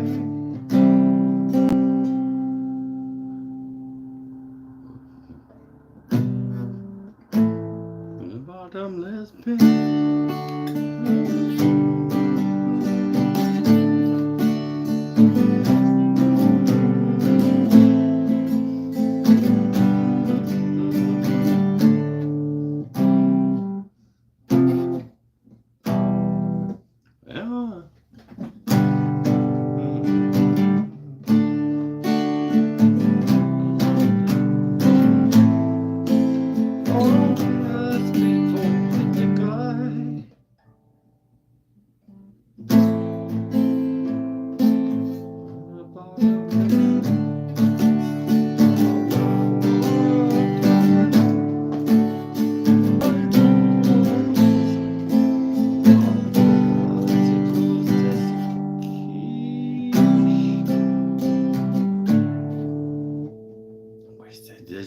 chord. Don't you help to say these songs of freedom, it's all you ever had.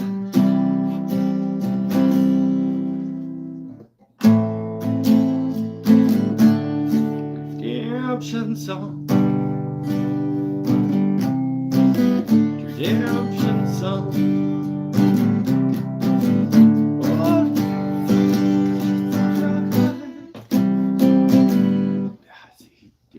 I need chords and stuff.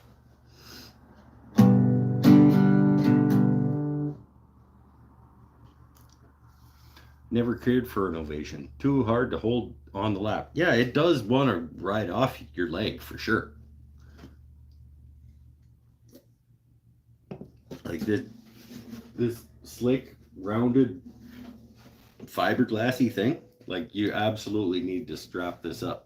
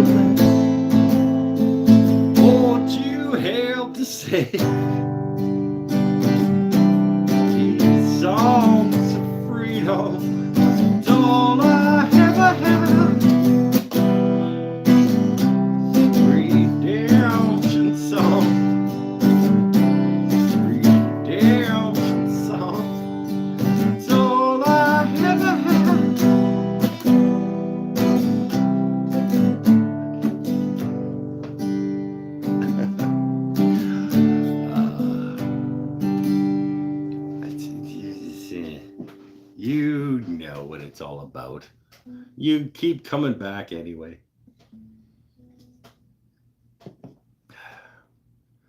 Get a Hofner violin bass like Paul McCartney. Way back when I first started woodworking and I thought I was going to make guitars, I actually designed a guitar with the little whatever they're called for the violin with the cutouts.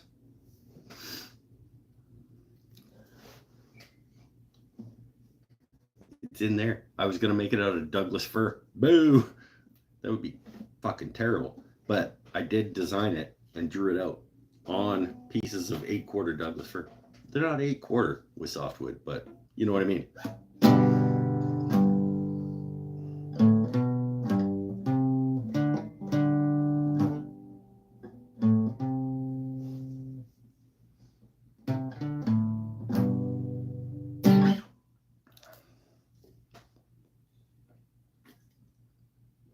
Maybe I should actually learn that song. Didn't John Denver have some Gibson Jumbo 12-string? I have a 12-string. I actually played my buddy Seth's 12-string on Monday at his place and remembered how awesome 12-strings sound.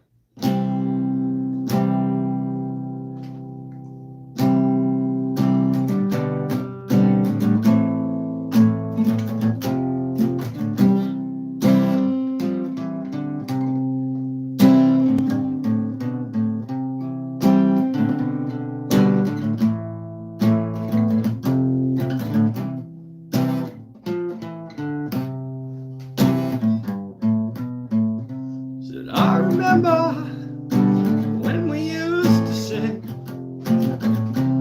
oh, down in Georgetown. Good friends we had, good friends we lost.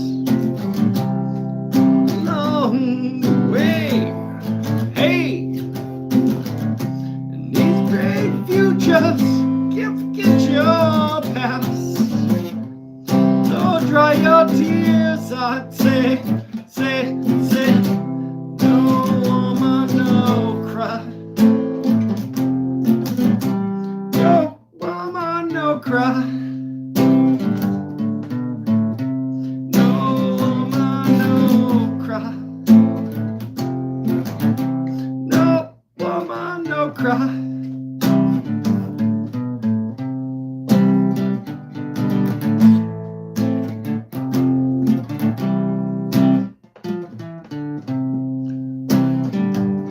If somebody could put up the second verse in the chat,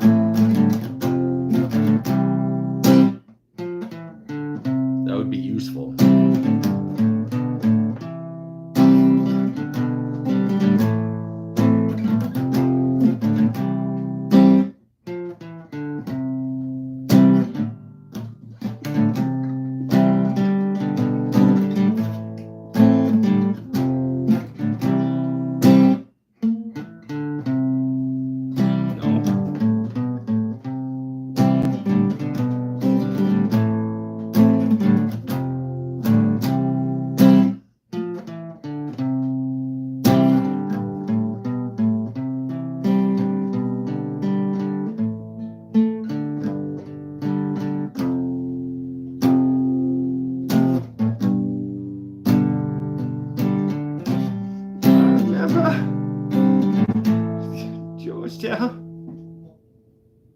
Oh, yeah, McGill's helping. Said,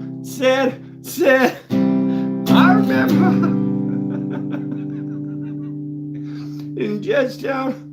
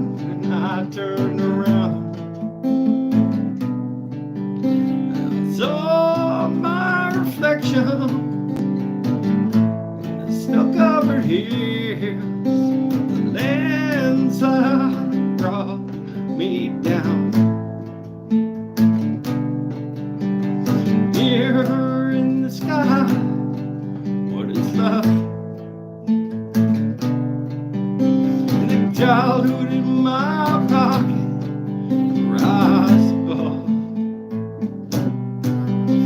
Still through the changing ocean tide,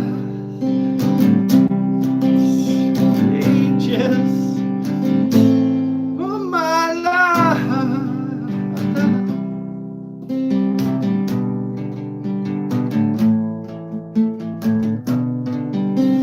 I've been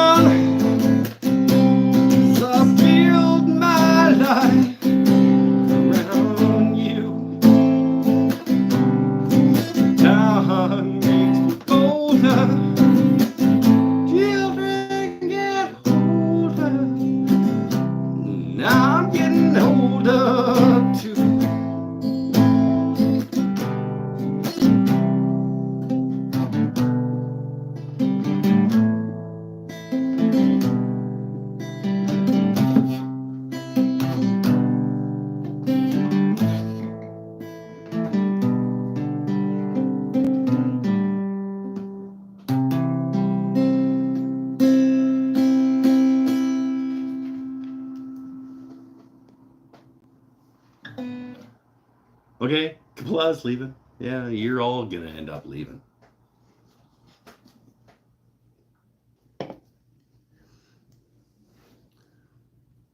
It's fine. I I'm having another one of these nights where I'm enjoying myself, and you can come along.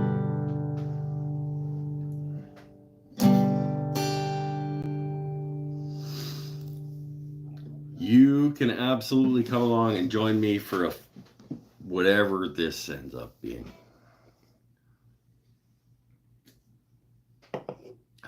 Pinnell's like, fuck this again. Nadia is. Kaplad left. It's all good.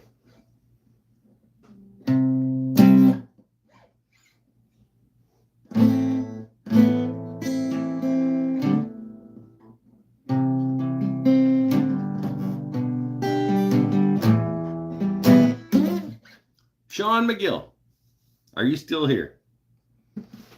I don't think we've ever talked about music, my friend.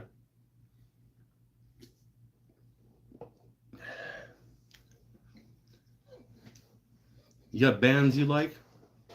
My new friend who I've actually met in real life, that was maybe the one of the coolest moments in my life was meeting someone that only knows me from the internet. Okay, so here's an interesting thing. Sean's standing outside the door, and his family's coming in the door, and he sees me behind the counter. He's like, "Hi, Mike," and I'm looking at him like I know a lot of fucking people. So I look at him and I'm like trying to figure out where I know this guy from. I could never know where I know him from because I've never seen this fucking guy before. And he's looking at me like I should know him. But I could never know him. We've never seen each other before. So it was awkward for like 12 seconds. And then all of a sudden I was like, damn, that's Sean McGill. Because I knew he was supposed to be coming. But because I have like a history in journalism and I've met a shit ton of people, I was like, God, my head was going like, where do I know him? Where do I know him? Where do I know him? And he's looking at me like, you should know me. I could not have possibly still known. But it was all great. It was a fantastic visit. I wish it could have been longer. I'll come down and visit you guys when you get all settled down in Victoria. I'll like pop a tent up in your backyard and we'll go to Lee Valley. We'll go to UVic library and research some things and just like I think we could be good island friends.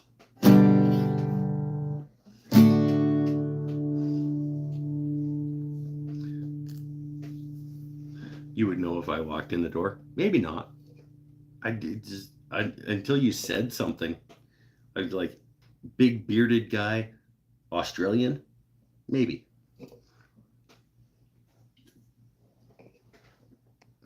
Lee Valley road trip. Yeah, I'll come down.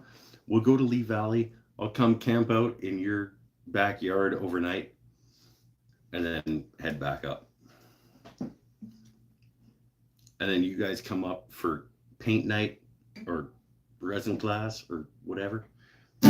We can be island friends. I'm excited for you and your family to have this new adventure. I really am.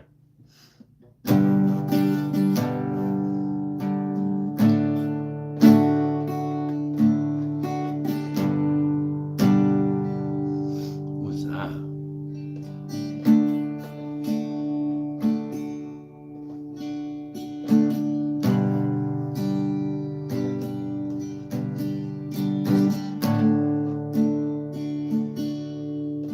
What is that?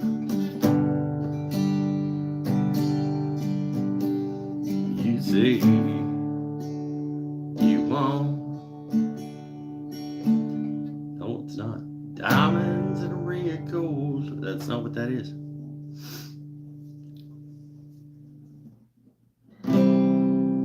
A snowman class. You can come for snowman class. I'm going to be doing snowman class again in November.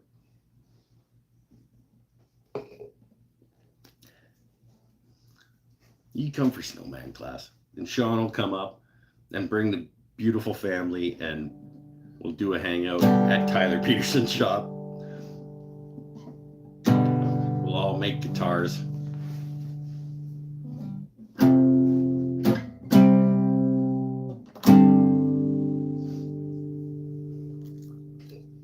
Yeah.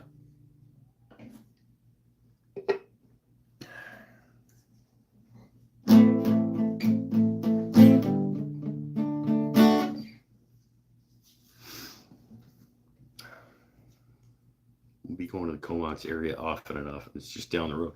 Yeah, like I go to Costco. Like from Comox to here is like 20 minutes. Like sometimes I'll go to for a poutine. If you're coming up as far as Comox, we'll arrange for some stuff for you to just pop up. Costco on Ryan Road. Yeah, there's only one Costco.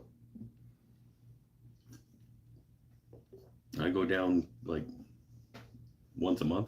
My bowl turning supplies and everything are down in Comox Valley, behind the mall on Cousins.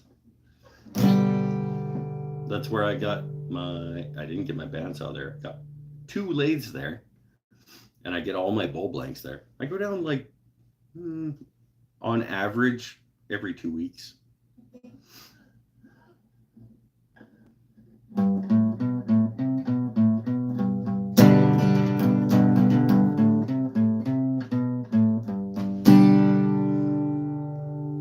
In-laws are technically in Little River near the Powell River Ferry, so close to Bowser.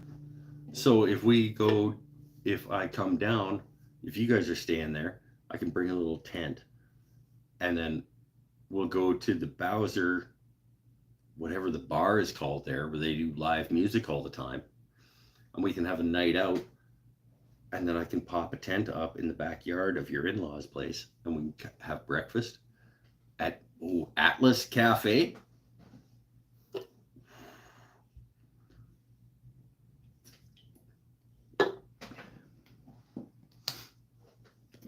Ferry terminal near the airbase.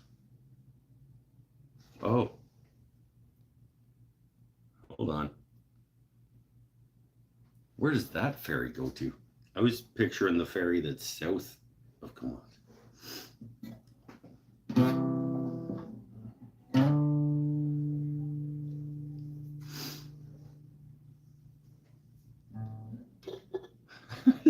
Now we're planning future meetups.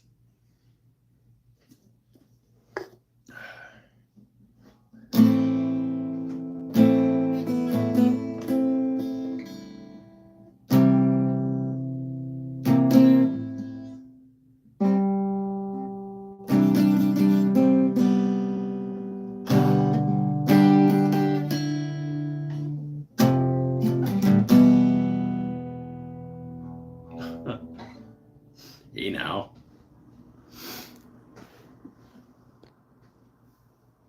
Atlas. Yeah. Atlas is good. Courtney Comox has a lot of good little diner restaurant places like that.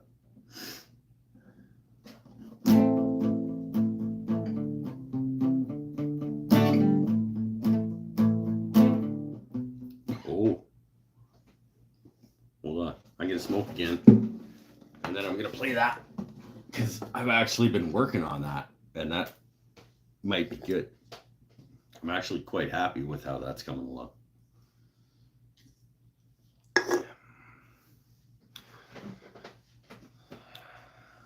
What way to get to Vancouver?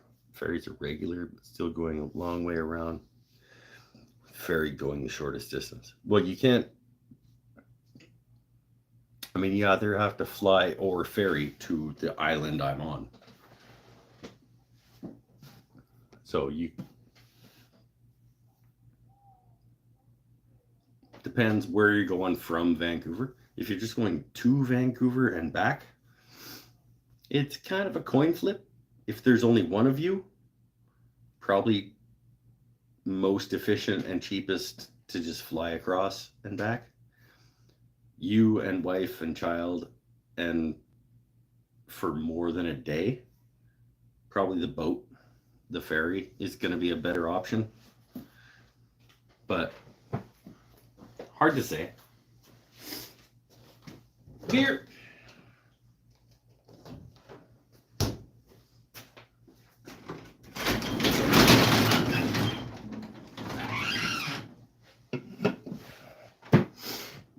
Float planes are fairly affordable for a single person or a couple. Yeah, see, that's the thing. It's like if it's $200 a seat on a plane, it's one of those things. It's like, and it's way faster if your time is worth money.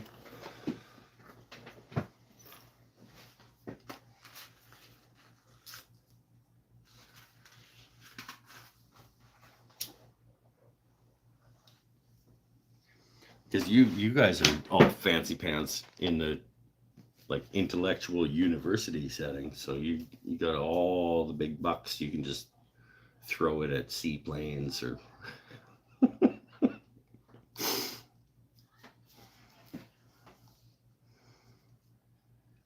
traveling. I hate to leave my car, but maybe it makes sense. Yeah, if you can get a plane to another harbor and then get a car on a rental, that's still cheaper than getting the ferry across. Like, you just got to do all the maths.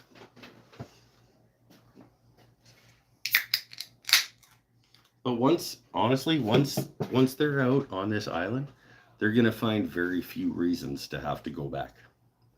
Especially because they're down in Victoria. And Victoria has everything that Vancouver has, except for the giant sports. You don't have the Canucks or the Lions. Other than that, you're good.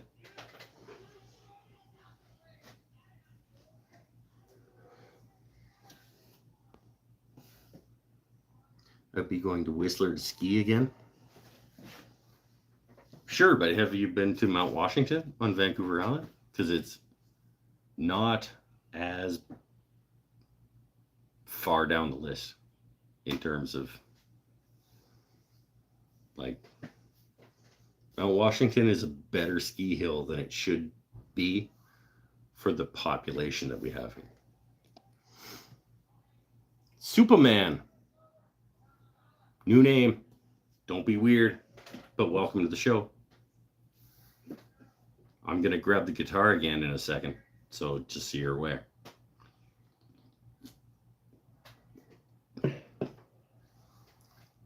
Having some beer and hanging out with friends. The north area of Vancouver Island looks like no ways to reconnect to highways. No, you're not going to get from the northern Vancouver Island. Well, you can get from northern Vancouver Island to Prince Rupert, way up on the coast by boat, but I think it's like a 24-hour boat.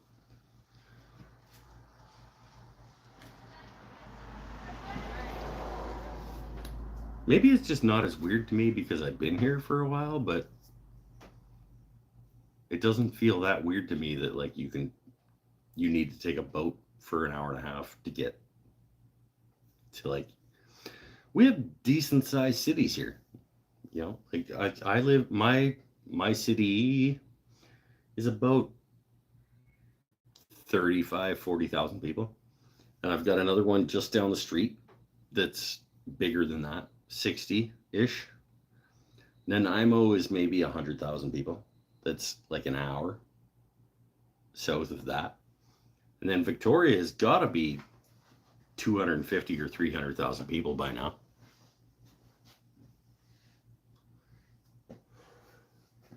It's all the amenities you want are on the island that we live on. It's not like we're on some sort of secluded like destitute, remote island off the coast of Canada. Like we have like 1 million people on this island.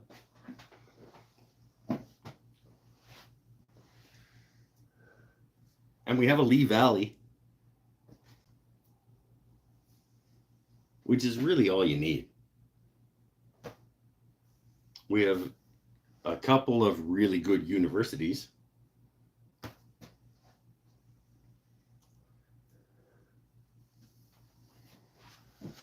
And we have one of the best librarians in the country working at one of our universities, which is pretty awesome. It's not like we're living on Hornby. Yeah, right? Or Quadra or Cortez. Which, by the way, when you guys come up on your week vacation or whatever, at some point, you should definitely make like a couple of days on Quadra, a couple of days on Cortez, go for a couple of days on Hornby. My wife can hear you. I'm super proud of her for taking that leap and jumping into that. Like that's awesome to me that she did that. So I'm glad that she can hear that. Because I'm proud of you, Sarah. I didn't catch your name, and I'm sorry.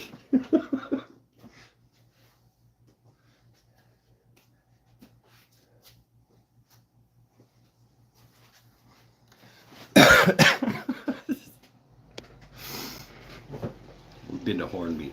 That's where you got engaged, on Hornby?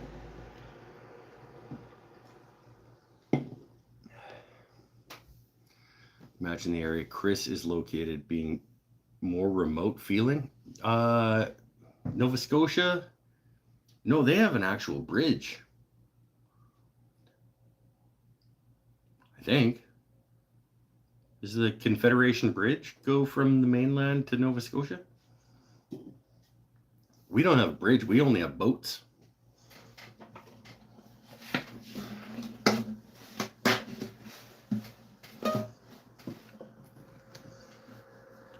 But,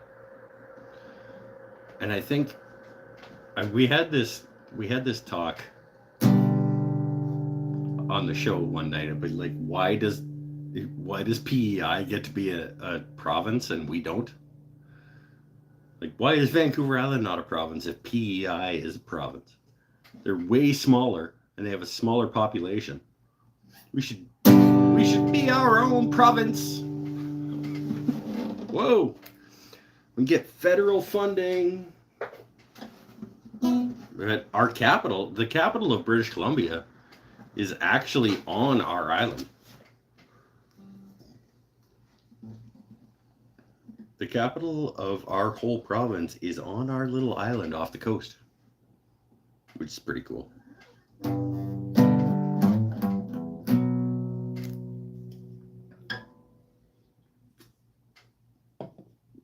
It's about 20 minutes from where Sean's wife is going to be working. I live on Graham Island. It's Superman. I don't know where Graham Island is. Port Clements. Give me a little more detail on that. Like in the Northwest U.S. Like where are you at, my friend? As long as you're not going to be super weird in the wrong kind of way, you're welcome on the show.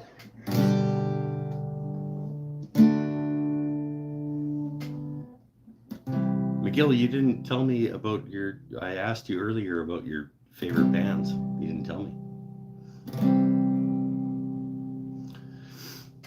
Chris is way out there geographically. He's far away from as possible. You'd be past Mexico if I went south the same distance. North of you, west of the mainland.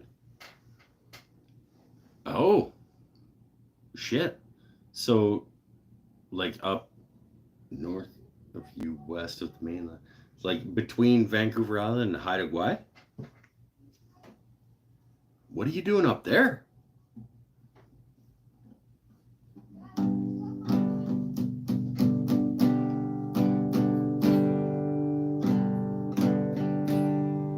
That's cool. He's like, happy to have you here. The other side of Haida Gwaii, across from Prince Rupert. Sweet. Retired on a small island off the north coast of BC. That's the dream. Like off grid. No, not off grid. I like electricity. But that sounds awesome.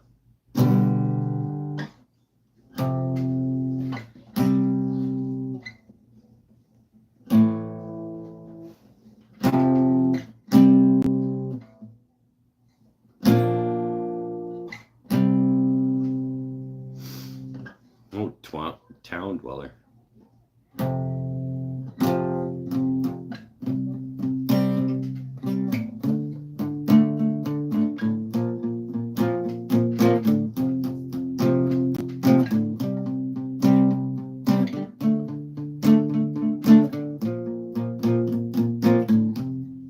Must be a scam. I'm sinking here.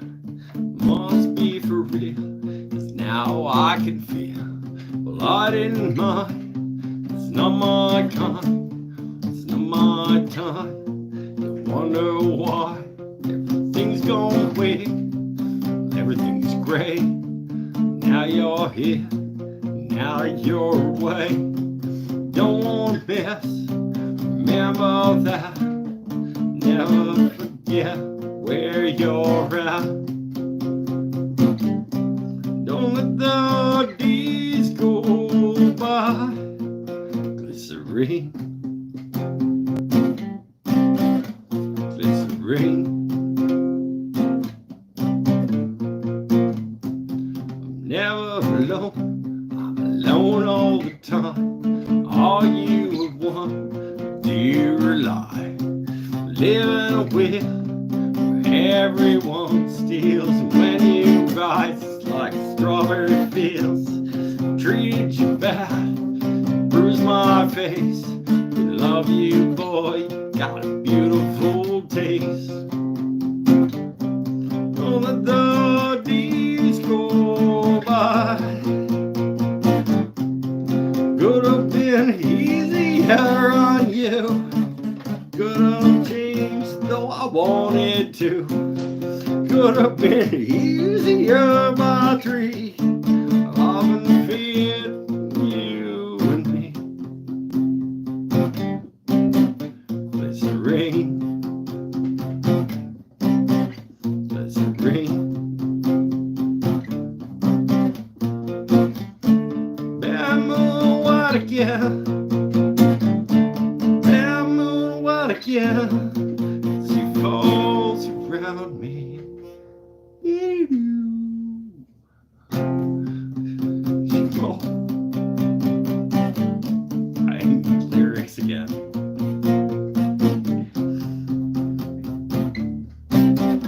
Glycerine. That'll do.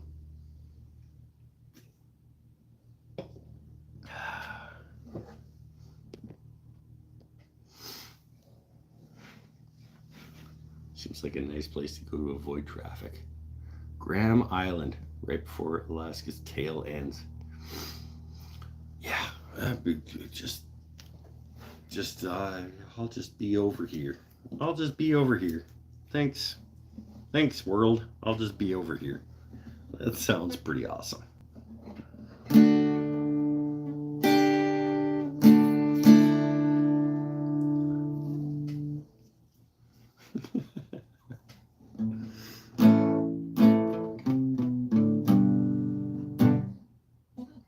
Retired after 30 years with CSIS. Oh, shit. My friend Sean McGill. The first time I ever met him here on the show, I assumed that he was with CSIS. So there's an interesting connection.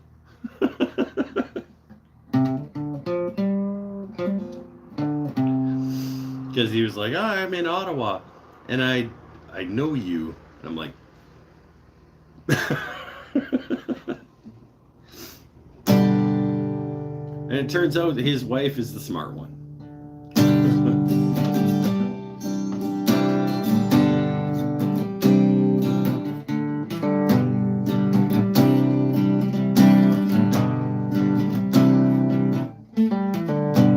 Sundown and bears of prairie, we crags here all treasures buried.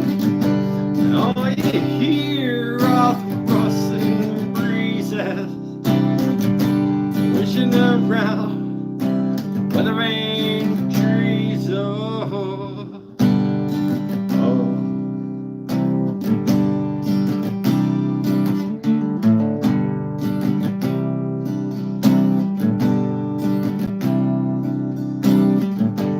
Simple lottery sees a killer's fate.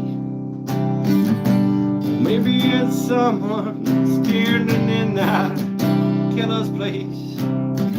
What is for nothing with that's nothing new besides. The old one's interested in something you didn't do. We kings and pretty things.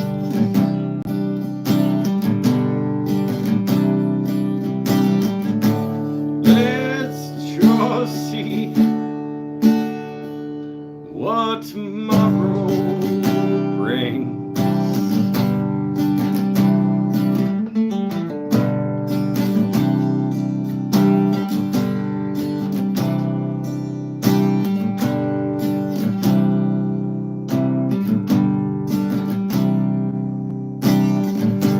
Dreamy dreams, high school's dead and stark.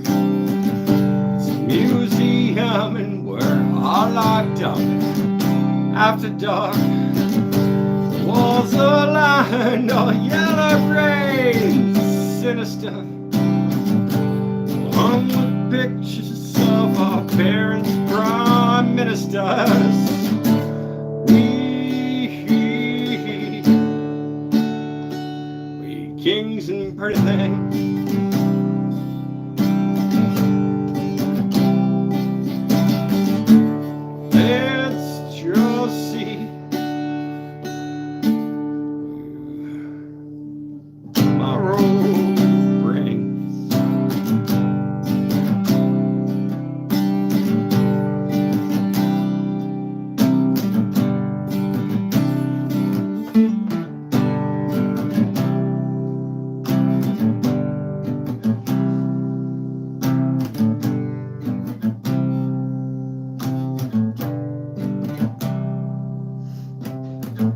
Late-breaking story on the CBC.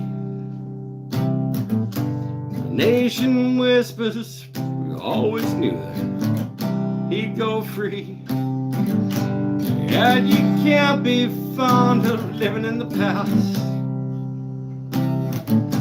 'Cause if you are, then there's no way that you're gonna last.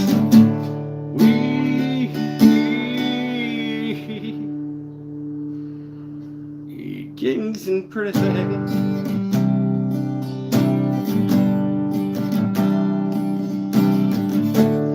Let's just see what tomorrow brings.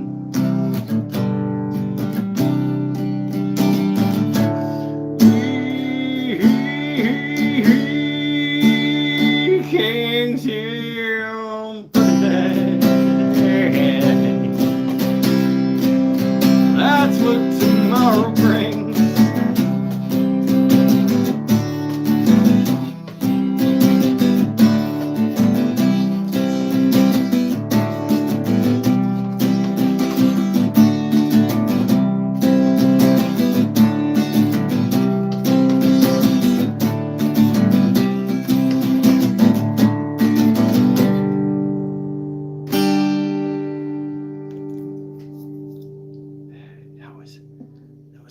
actually pretty good. It was actually, pretty okay.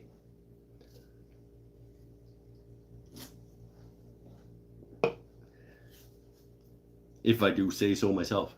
And that's really all that matters. I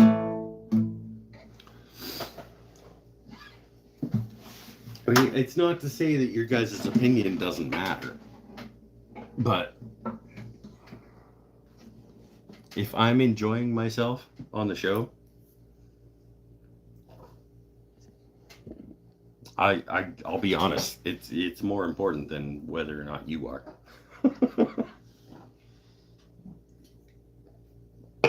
Totally demonetized for tonight as well. So, but Paul paid me for trying a beer. So that helps.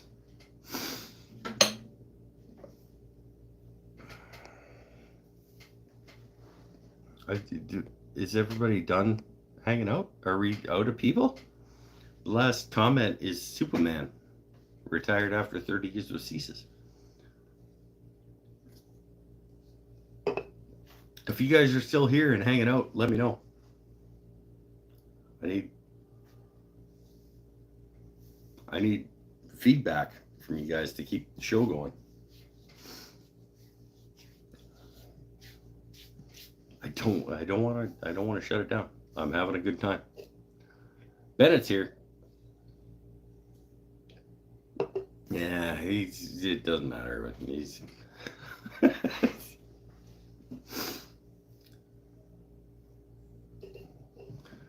I'm fishing and watching on my phone. What are you fishing for? Up off the top end of Haida Gwaii. Like, that's awesome.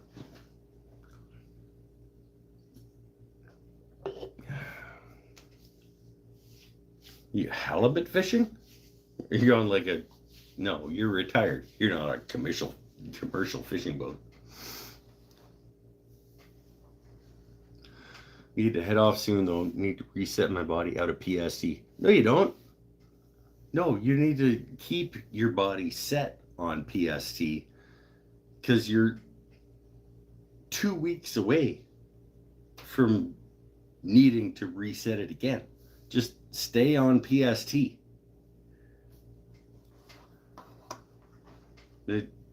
Fuck those guys.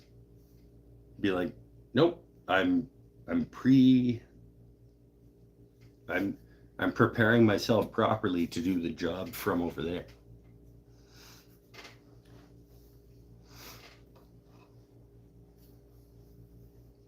That's ridiculous. Don't like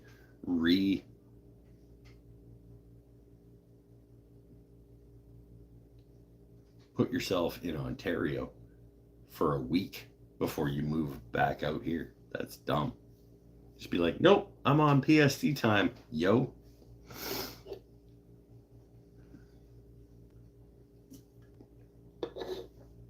Sitting on my boat in Yukon Bay, seeing what bites. I'm not a fisher person at all, but just sitting on a boat, seeing what bites, sounds like pretty good life. After 40 years with ceases, I'm just gonna sit here in my boat. I don't care. If I get a fish, I get a fish. Yeah. That sounds pretty awesome.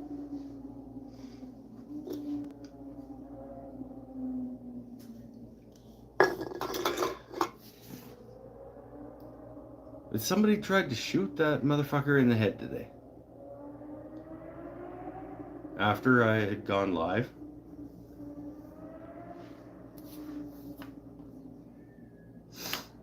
I mean,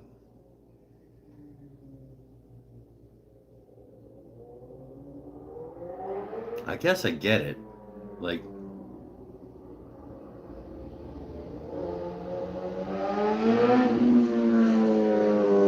oh, what is that? What is that?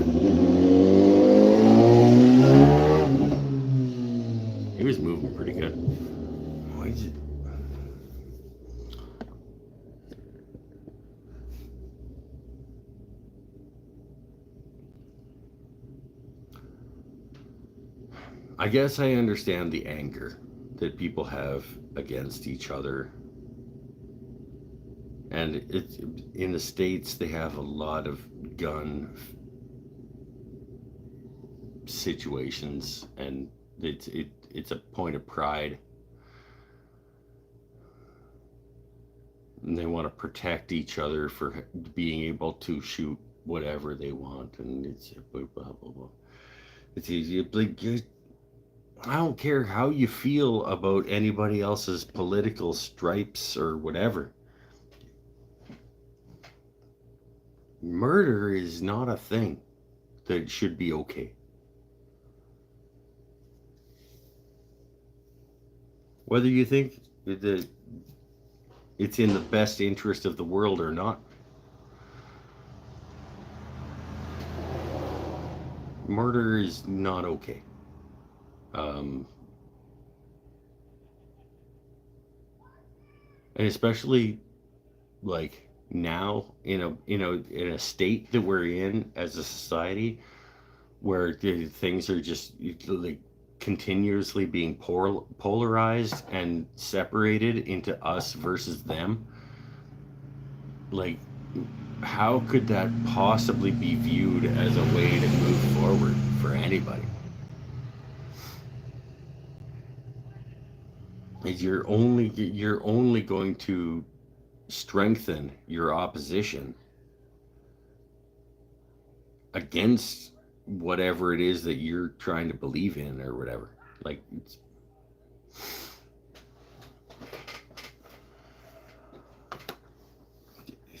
like,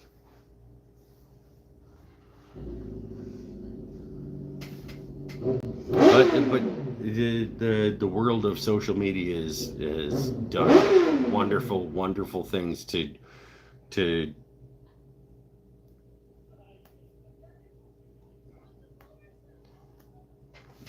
to form us against each other and create craziness. And it's we need to be fighting back against that as reasonable people. I hope that you're all reasonable. What the shit is this guy doing? He's got some kind of fucking Ducati out there that he's like showing off with his loudness.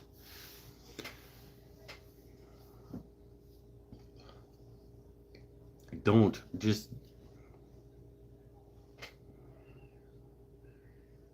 you guys just let's just focus on caring about each other and in our own little circles, and then spreading them out as far as we can, whether it's like in our neighborhood or our town or our city or whatever, and just like supporting things as close to home as we can, and making sure that everyone in that circle is as supported as they can be, and then moving it out slowly.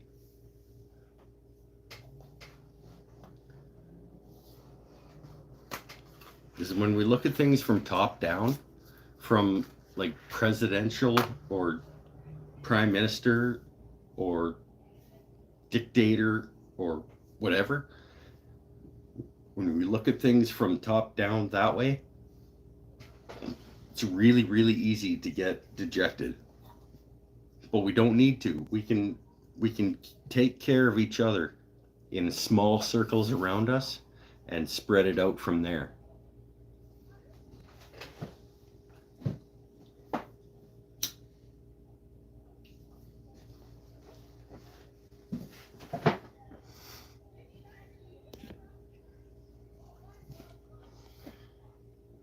There'd be a lot of dead people if I had that mindset. I don't understand, like the guy on the bike. The guy on the bike. Yeah, apparently retiring fire into a crowd with handguns. Yeah, and you're like, there's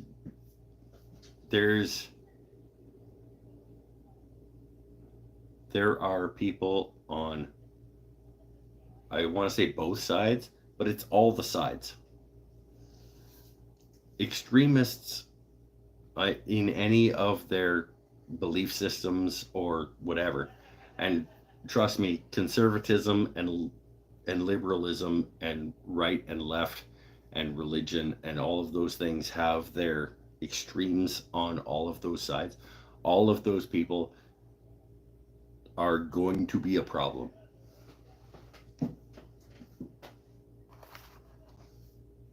We need to take care of each other and stop being okay with the people that are being extreme dictating the way our society works. Because that's what's happening. The people on the extremes are dictating the way our society works. They're going like, oh, okay, so now we're over here for a bit. So like hypothetically, let's say 4 years.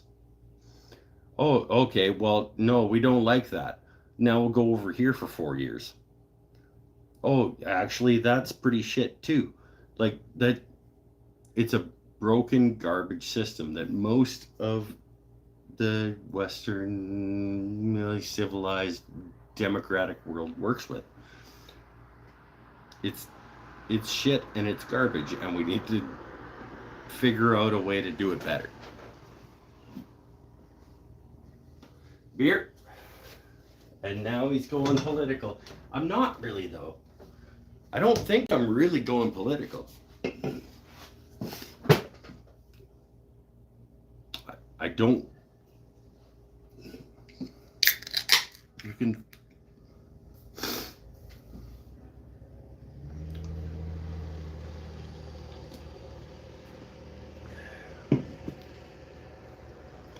And unfortunately, there's no other way to deal with the situation that we're in other than by tearing it down and building it back up.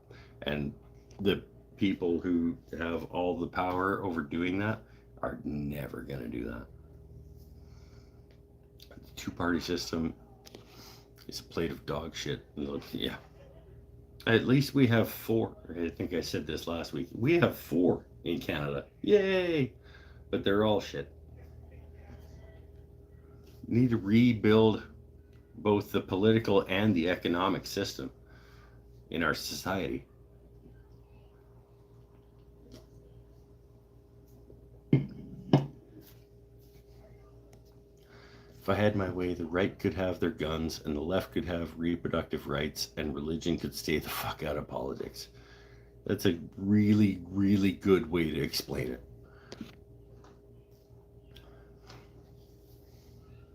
I don't know why anybody gives a shit whether anybody else is gay. Like, why? Okay, but anyway, like, why do I care if those two dudes have sex? Why would I care?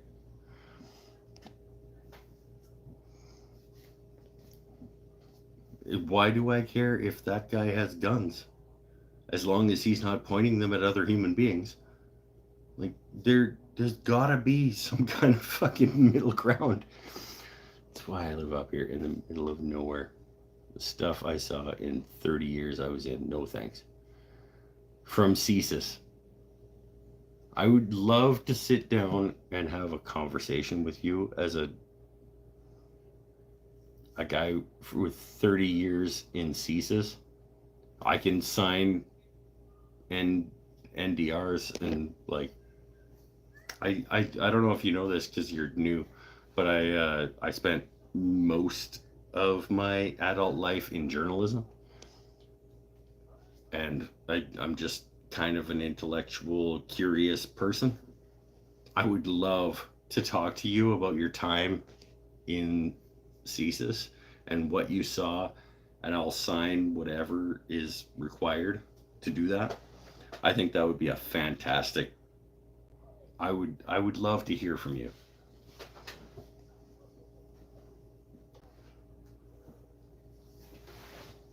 Because over 30 years with CSIS, you went through,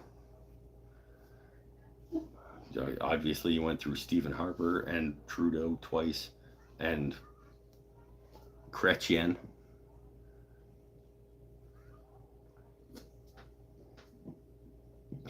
And Yeah, that's it's probably not a lot that Superman can even talk about without risking treason charges. Yeah, I know that, and that's why I like if it comes like he probably doesn't even want to. That's why he's on a fucking raft in the middle of the ocean just seeing what bites.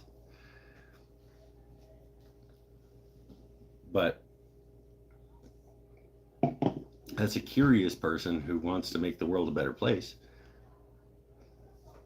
uh,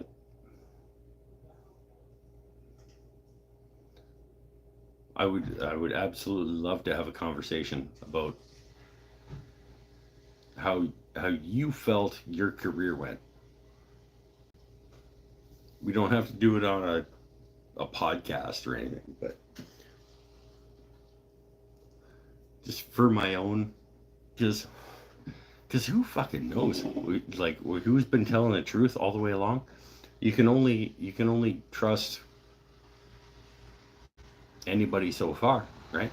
I know I've talked to a lot of scientists that were really, really angry. Canadian scientists were really, really angry when they got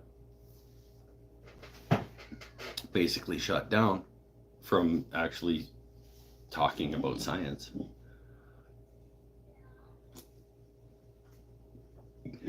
And we're super happy that it got opened back up. They're all they're all biased too.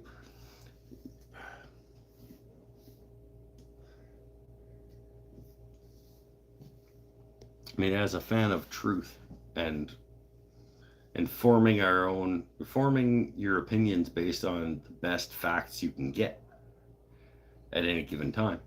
That's like I've always lived my life based on making the best decision you can with the information you have available to you at the time. There's if you make every decision in your life the best you can with the information you have at the time, you're never wrong. The information you have at the time might be wrong and made you make a decision that you might not have if you had the right information. But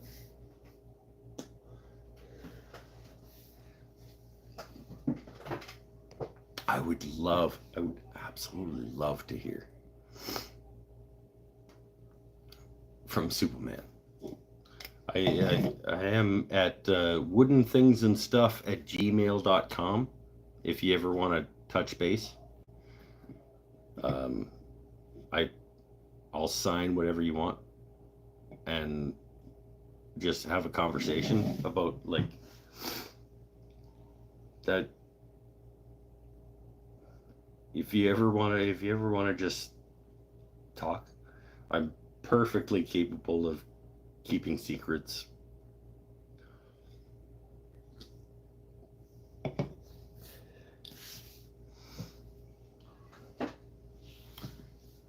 Because I am not convinced that the way that our society is run is in the best interest of our own people. But on both sides, I have no interest in either one of those sides keeping our interests in mind. Same with in the States, they've got these you got, old, yeah, a senile old man who doesn't really know where he is most of the time against a convicted felon who rapes children, maybe, or like it's kind of it may be understood that he's like a sexual predator, but he's better than old man who can't remember the names of people.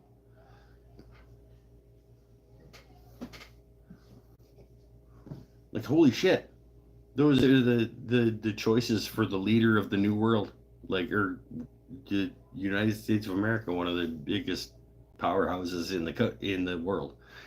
Those are your choices. Holy shit.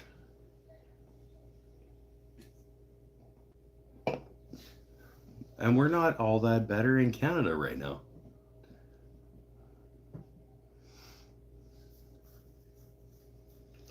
Oh, I should not. I shouldn't. I shouldn't be going off about.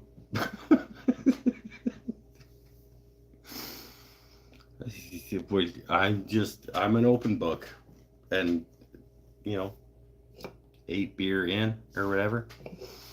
Neither one can remember names. Yeah, no, it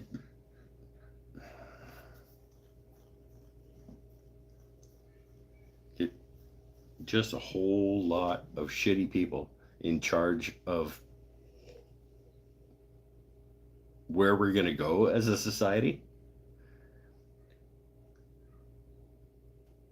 Like a whole lot. We get to choose between a whole lot of shitty people to decide where we're gonna go as a society. That's fucking nonsense. But I don't know how we go about fixing that because our systems themselves are so fucking broken that we only have the choice between two. I can't believe that you Americans elect judges because that's another whole mess. At least we don't elect our judiciary. We like our health care is provided, and we don't make our judiciary a popularity contest. That's cool. But you guys, you elect your judges?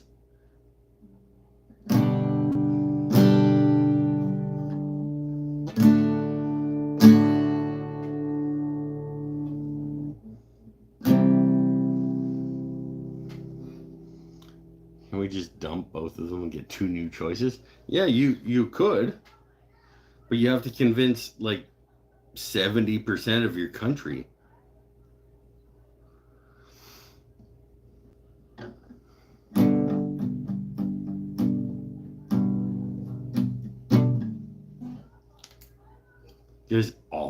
You guys almost tried to do that with Bernie Sanders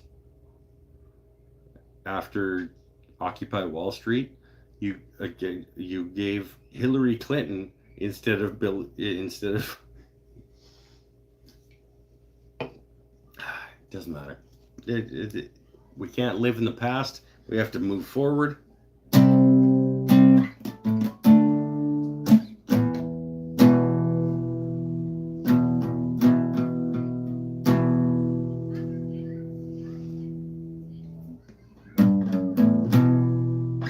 Part of the reason I'm going to Canada, tired of putting up with all political bullshit.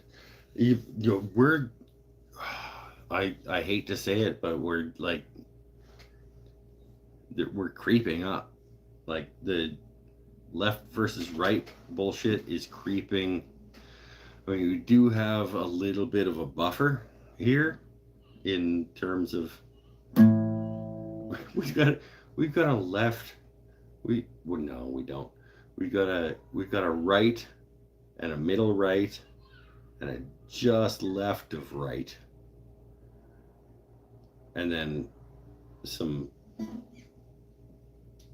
other things.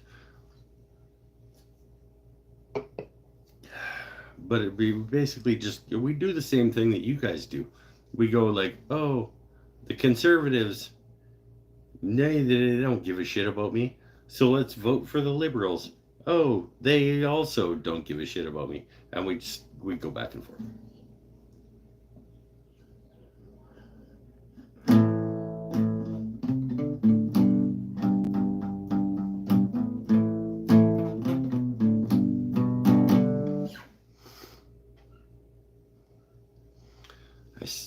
Serve to defend our Constitution. I hate to see what they do disregarded on both sides. Yeah, I I get that. I get that. If you serve an ideal and then you find out that ideal is not being served by the people in charge, that's hard. That's hard.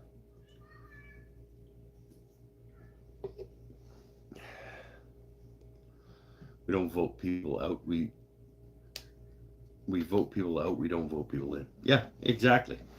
Like, oh, dude, that wasn't a good decision. Let's vote for the other guy who also is a terrible decision.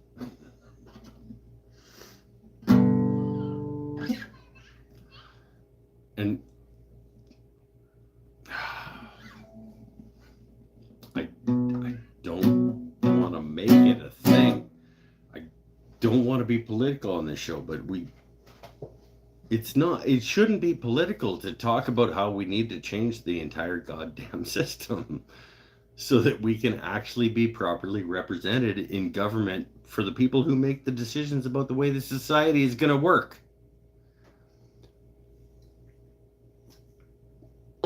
Most of us live in the middle. And those idiots that are making the decisions are just directing their traffic to both extremes, and it's fucking nonsense. The idea of the extreme being big is wild. Majority of people who think they're far to either side are really more in the center. In reality, the issue becomes secondary to the party itself. Exactly. Most people don't give a shit whether the two dudes who live across the street are having sex with each other. Most of us don't give a shit about that. But let's get a whole bunch of people angry about it so that we can get election votes for all that bullshit nonsense. Most people want realistic, I would hope that in the United States, most people want realistic and responsible gun ownership laws. But no, let's get people angry about the government is trying to take your fucking guns. The government is not trying to take your guns. Same thing happened a little while ago with the gun registry in Canada. It's, oh my God, they're coming to take your guns. They're not coming to take your guns. It's like, let's have responsible discussion about how things should work as a society.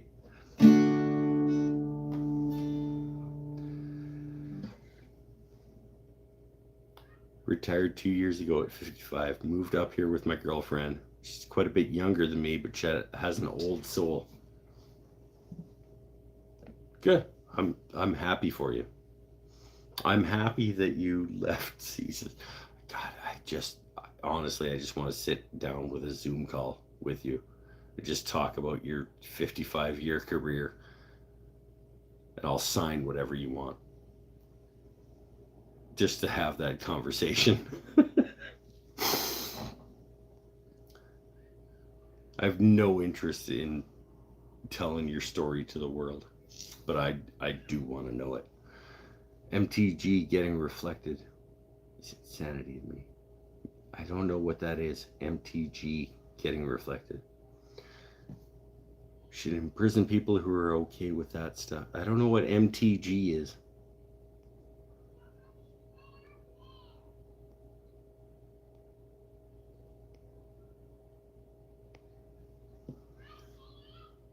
They're slowly making more of them prohibited. Yeah, but maybe or maybe not for a good reason. We don't know. I don't think anybody needs to have a fully automatic rifle. I don't even think anybody needs to have a semi-automatic rifle. Maybe they do if it's registered and confirmed and that person is capable of owning it. Sure. If you've qualified to own a gun that can do mass damage, sure. Use it however you want. You shouldn't be able to just go out to a fucking flea market and pick up a semi-automatic rifle and go do whatever you want to do with it. That's pretty stupid.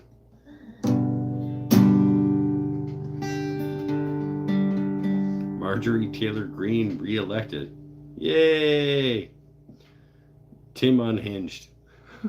Here we're just gonna go off. We're not gonna politic.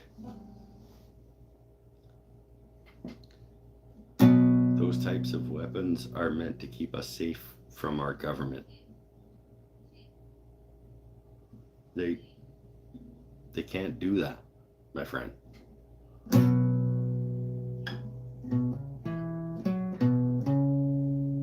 In what way do you think that having an automatic rifle is going to keep you safe from your government?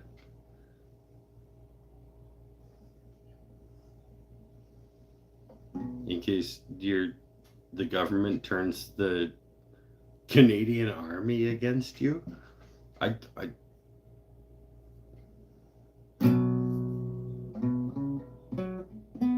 understand the sentiment that we should be allowed to protect ourselves and whatever. But come on. The name of the wood shop in Comox you mentioned earlier. It's called Cascadia Luthiery Supply or something like that. It's on Cousins Avenue. It used to be called Wood to Works.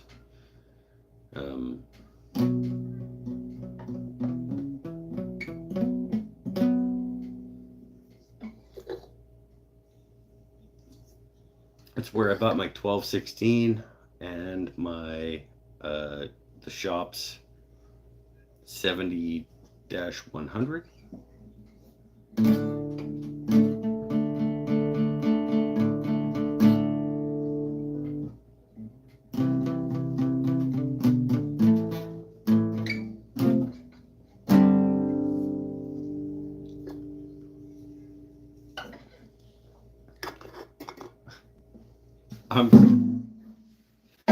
I'm sorry, you guys, for being. I don't think it. Honestly, I don't think it's political to come down in the middle and say that everybody's fucking wrong. But if you're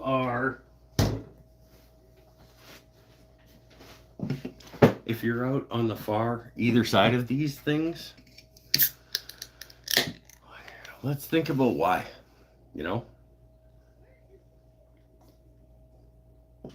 Why is it that you why do you not want two dudes to have sex? Why do you not want responsible people to have guns? Why do we not want to support the lowest economic strata in our society to be able to bring themselves up? Why do we want to tax the richest people in our society to make them pay their fair share? Why? Think about all these things and you do a little introspection.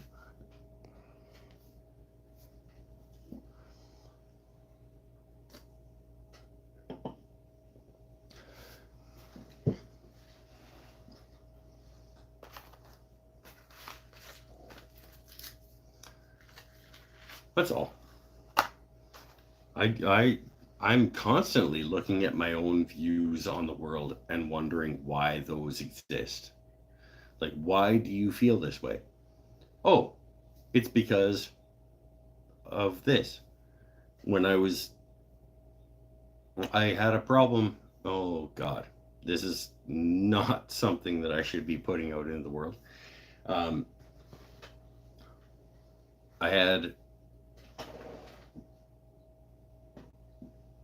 Hold on. I gotta think about whether or not I want to tell this story on the internet.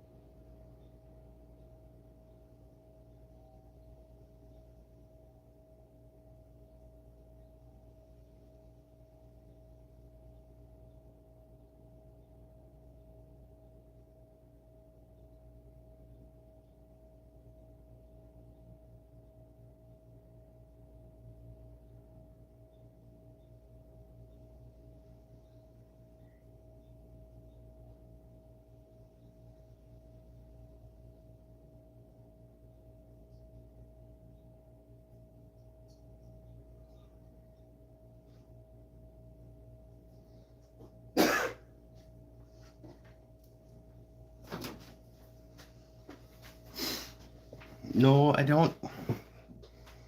I'm not sure if I want to right now.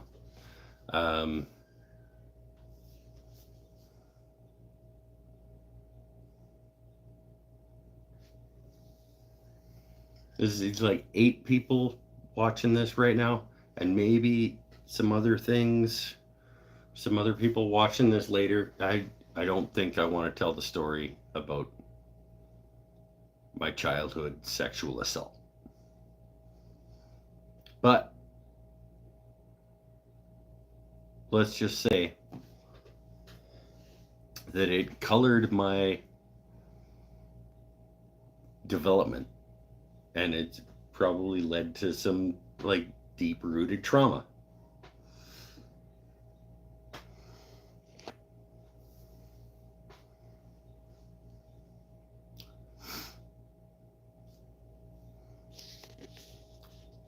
Can't type when the same reason crap occurs here in Canada to an extent. Control in a case society. Yeah. Agree with that. The ones in charge don't relinquish the reins. Yeah, that's, and part of it is that the people who vote, as the older you get and the more hold on you get you to your current situation, the more likely it is for you to vote to keep on to control of what it is that you've got, instead of making the world a better place.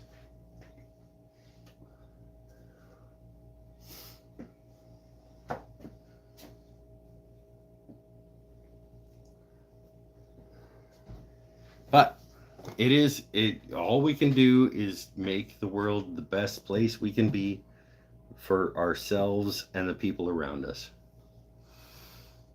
And if we can do that, if we can take care of each other, the closest people we have to each other, if we can take care of those people and make that the best that we can make it, maybe eventually it'll expand out from there.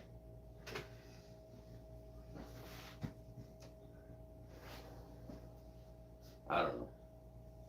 I don't know.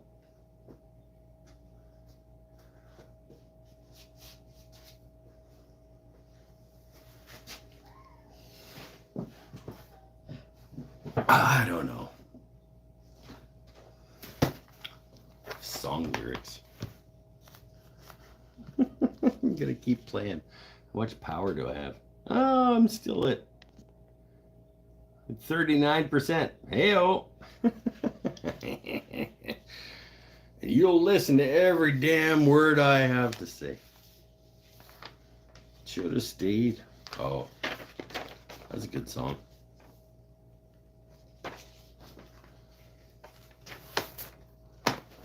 Let's do that. Gotta go, man. Thanks for the welcome. Joffrey. Joffrey. I do every Saturday night at 5:45 Pacific Standard Time. We hang out. I don't have a capo on this guitar, so I can't play that because I'm not going to go get one.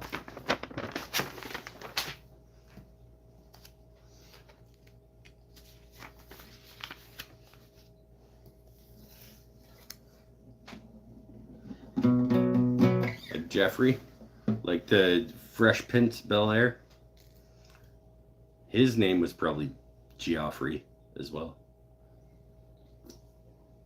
He seemed kind of like hoity-toity British guy. Geoffrey. But good dude. You seem like a good dude as well. You let me know. woodenThingsandStuff@gmail.com. I'm happy to talk. And I would love to hear. I know you probably have a lot of non-disclosures and whatever, but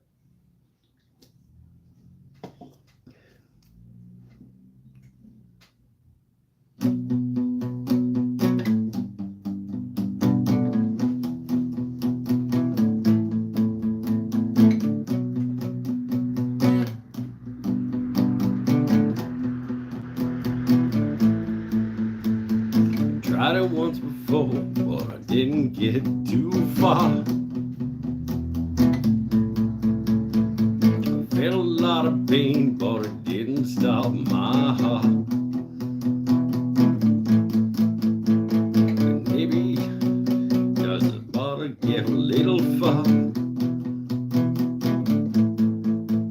But I waited there forever and nobody even looked up. Tried it once before and I think I might have messed up. Struggled with the veins and I guess I didn't bleed enough. Or maybe I'll be alive cause I didn't really want to die. But nothing very special ever happens in my life.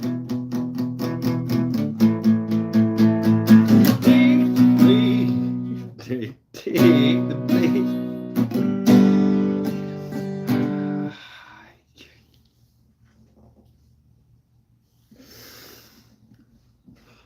Take the blade away from me. I am free. I don't want to play this. I don't want to play this. This is like I want to be happier. I want to be happier.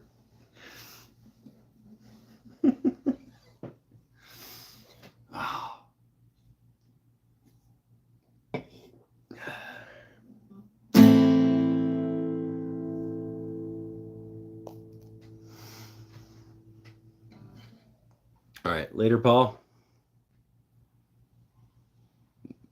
Mike's out. Mike's head looks like an upside down pineapple. You're not wrong.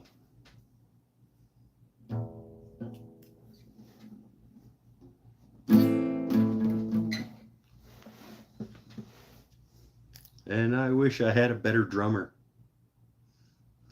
Hey.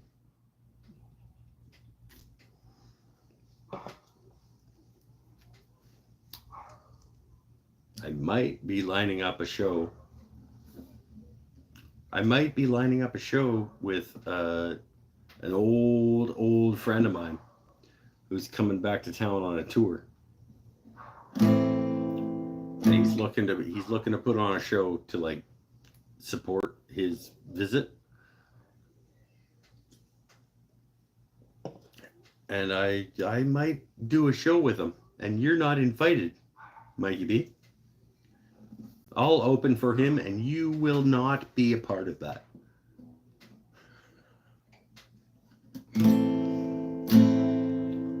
Well, mainly because your resistance to playing in front of people, because of your trombone accident in school, which we should probably work on. Like, doesn't matter. You have a trauma from your high school time about playing in front of people. It's fine. It's fine.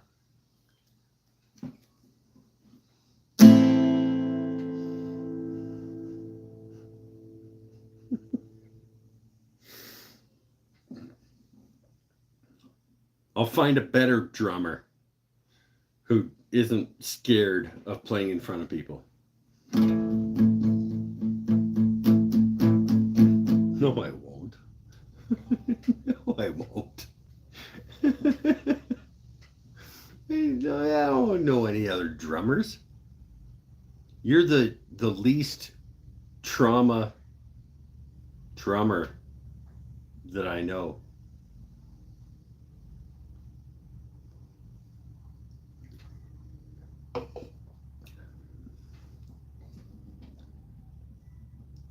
Maybe Len. Oh, we'll bring Lenny out from Edmonton. We'll fly him out.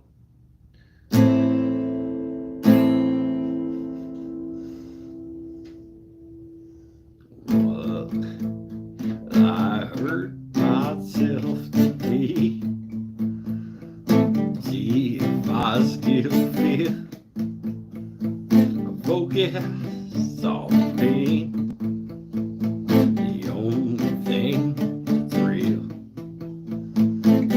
it all, tears. Oh, the old familiar sting. Try to kill it all away. But I remember everything. What have I become? My sweetest friend. Everyone I know goes away in the end. You could have it all, my empire of dirt. I will let you down.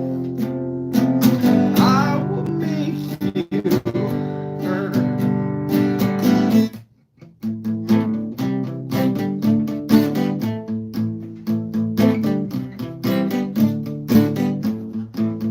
Well, I wear this crown of thorns on my last chair, full of broken thoughts I cannot repair. Beneath the stains of time, the feelings disappear. You ask someone else, well, I'm still right here. What have I become? My sweetest friend. Everyone I know goes away in the end. You could have it all, my empire of dirt. I will let you down. I will make you hurt. If I could start again, million miles away, I would keep myself. I would find a way.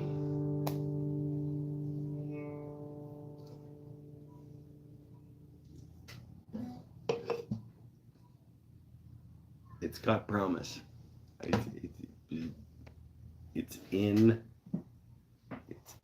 It's in progress, and it's got promise.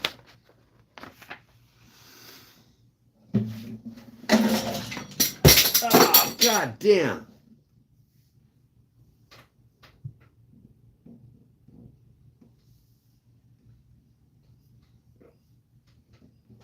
Hold on. Get.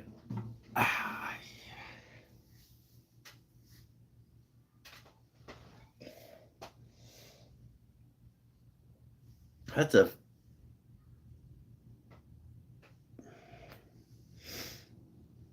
4-inch clamp just drilled me on the top of the head on the way down.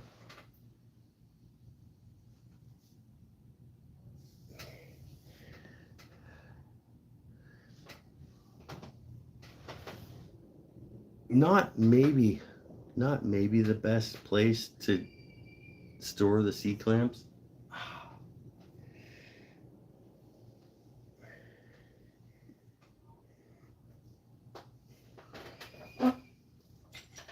I did not expect to clip that off.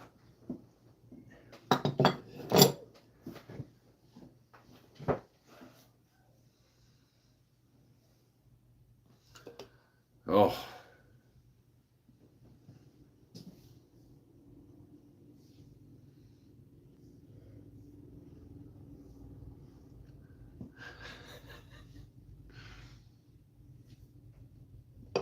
It's all good. Saturday nights at the Mike's Wooden Things and Stuff shop is just a whole whack of nonsense.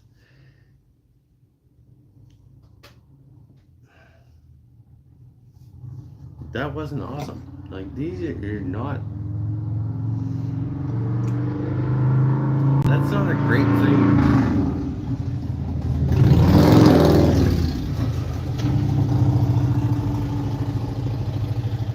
That's not a great thing to have hitting yourself in the top of the head.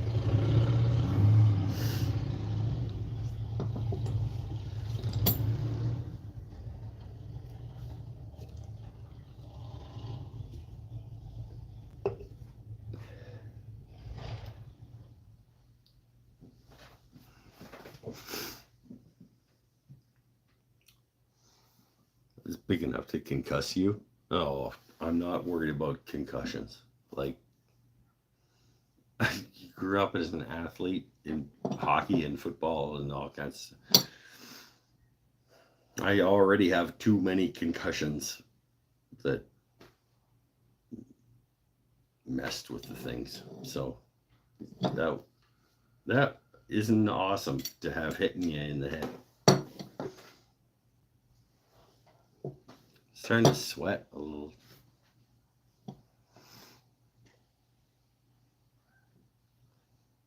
It's not like House. Oh, that's such a good show. Anybody else like House MD? That was a really, really good show. I'm not a big TV guy. That one was fucking deadly.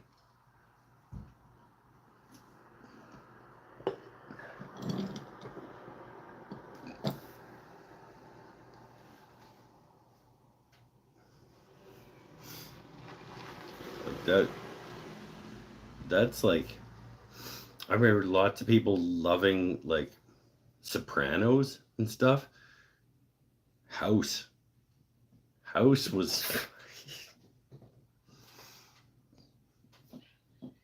I binged the whole series on Netflix years back. Yeah, that's one of the shows that I leave like in the background when I'm trying to fall asleep. It's just House, maybe one of the best shows of all time.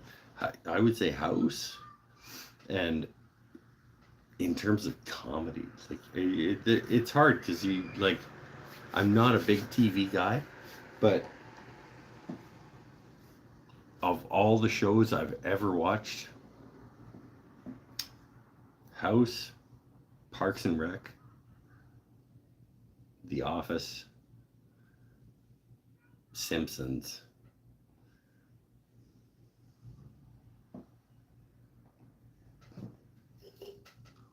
I watched a fair bit of like How I Met Your Mother, but that was just shit. It was just on. I think it was kind of a wife thing, and I was like supporting.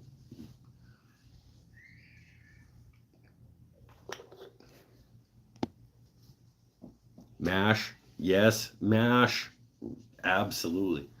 I spent most of my college years watching MASH as well, because the channel we watched was like MASH. Oh, Futurama, also Futurama, fantastic show. Oh, look at that. Yeah, I didn't even realize Futurama is a fantastic show. The best Matt Groening show, Futurama. The MASH theme song in my head. Oh, hold on.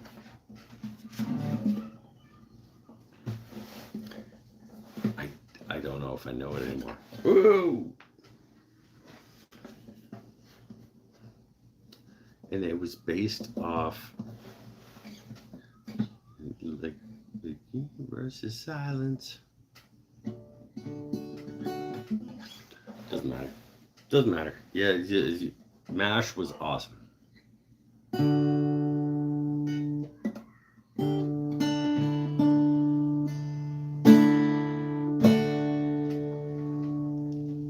God. My neck hurts, and now I got a bump on my head. Let's keep on going. We got 33%.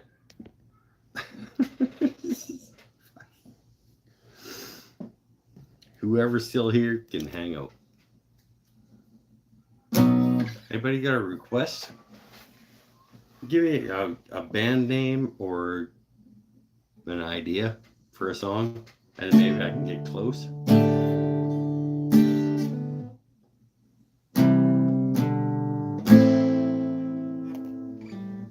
There's still some of us here, so we can hang out.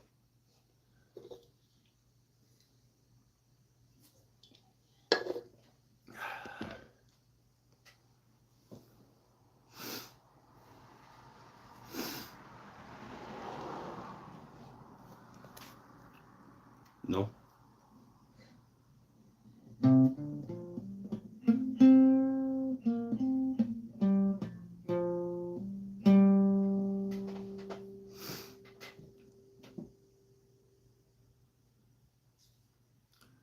We need to chat later. All right. Later, Sean. You go reacquaint yourself with Ontario for like a week.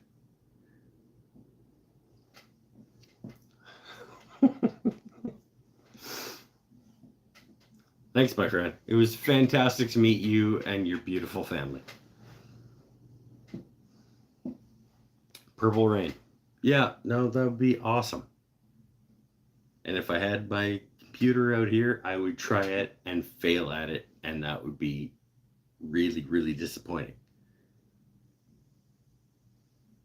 So why would I do that? If you wanna hear somebody do Purple Rain, I recommend you look up my friend Gibby Nick, Nigel Nicolaisen. He probably has on his Instagram him playing Purple Rain. It's actually where we became friends. Was him playing Purple Rain like the day after Prince died at a bar down in Willow Point.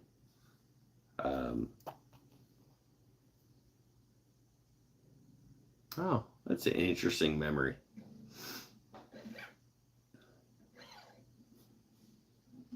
Yeah, he's a much more talented musician than me. And I don't have any of Prince's songs. I'm not qualified to play that. I've seen Prince do it in person. Nothing will be better. Oh, yeah. So, like, hey, let's ask this guy to do it so that it can be not as good. That's fun.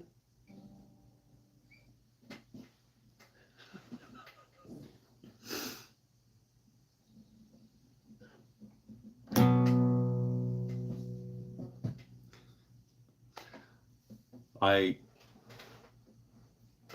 understand. He was really little, hey?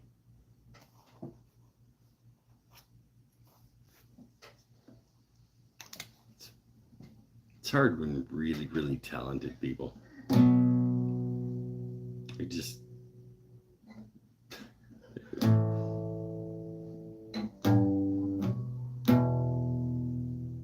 smoke again.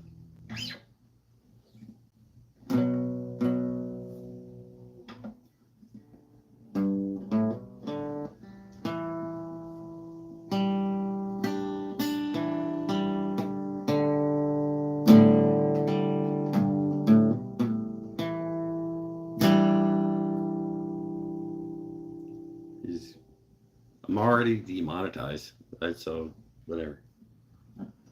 I don't want to play that though.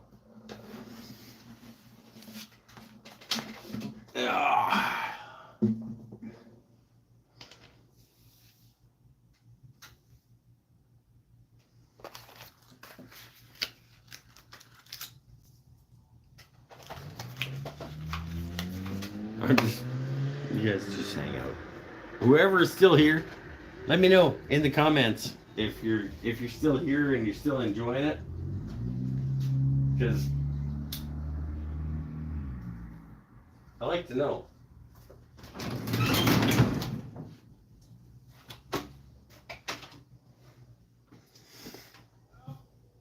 Apparently Nadia showed up just randomly. to just chime in and be like, play some Prince, and then left.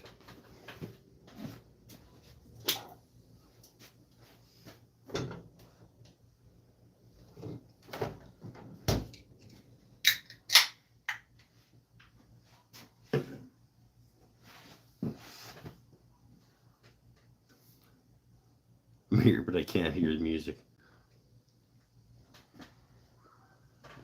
Yeah, I can't either, my friend.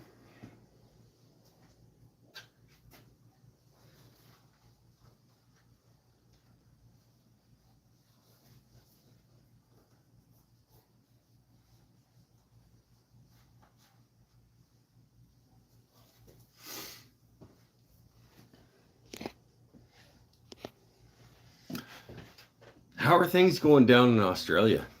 Are you guys like splitting the same as we are in North America? Just like left, right, hate those people, hate those people.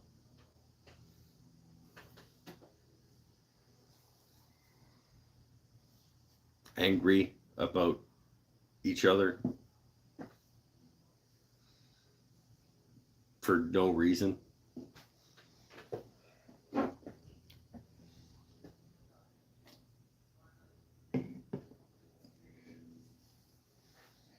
It feels like the entire world is just like splitting in half.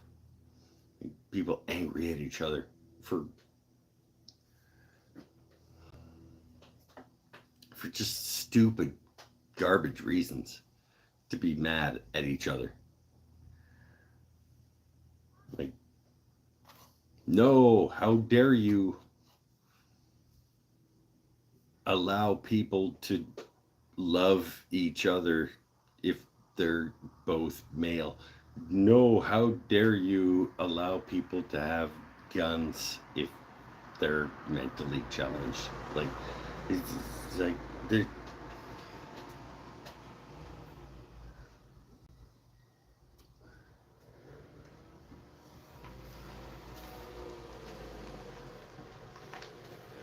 just feels like a whole lot of people being angry at each other for just nonsense reasons.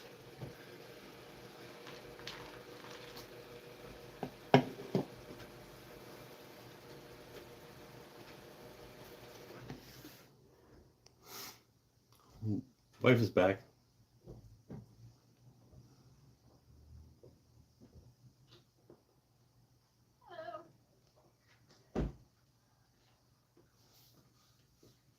Hi.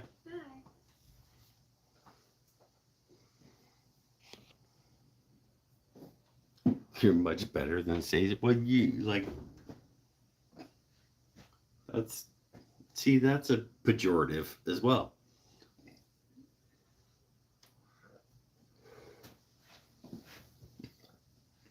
You could say you're better than the States. They've got their own group of issues. You can't say you're better than them.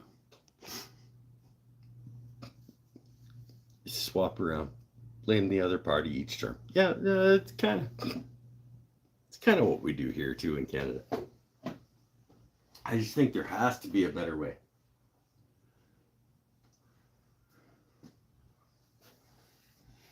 It's like if the whole fucking system is broken, none of those people care about any of us. Because I'm not a corporate entity, so they don't care about me.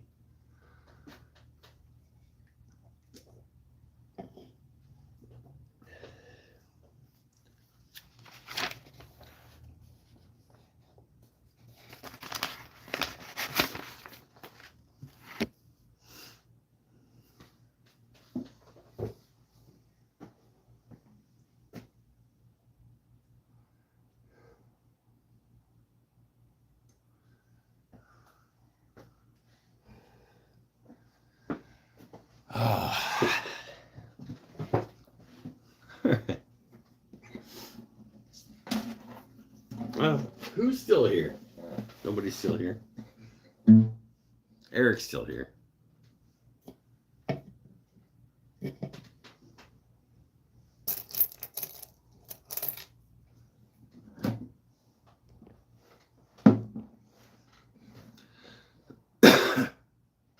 someone to run the country like a business.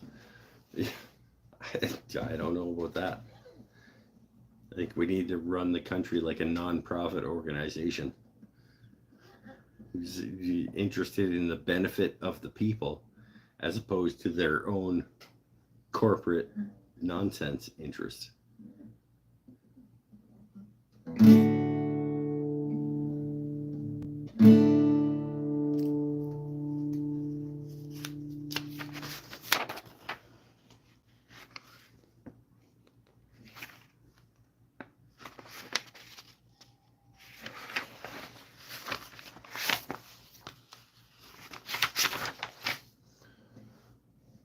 It's Capo 2.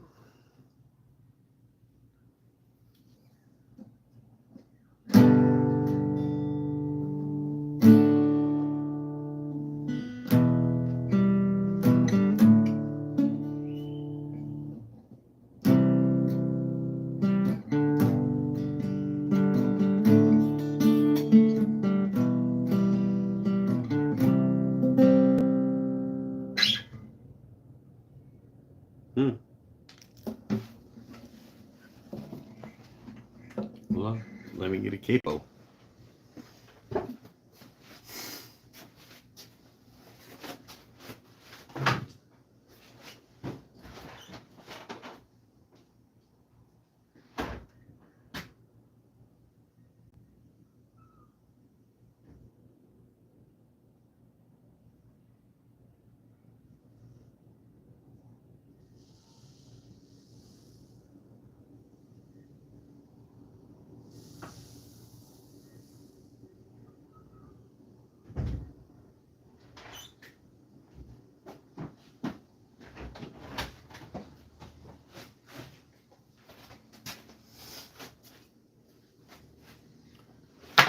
All right. Oh, here we go. I don't even know who's here. Doesn't even matter. Capo 2.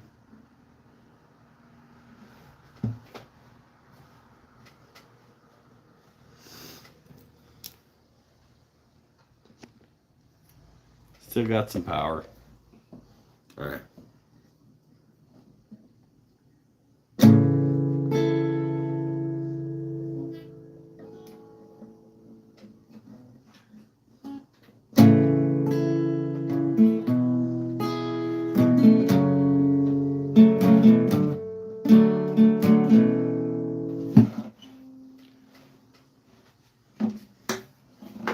This back on here. Clip this off.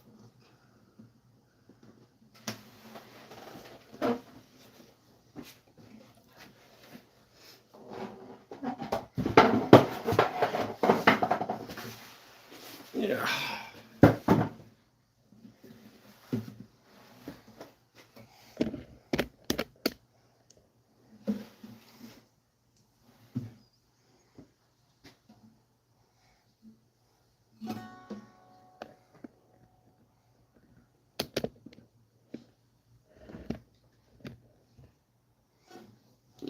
Hey, look at that.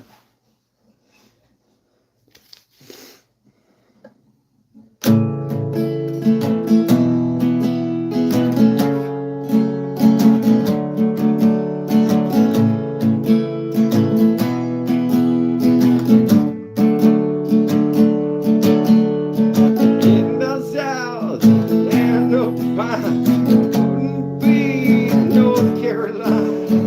Turn up the road and think about I see headlights. Turn up the road, taking a boat, getting got to the blocks. I see. Hold on. Hold on. We'll get it. We'll get it.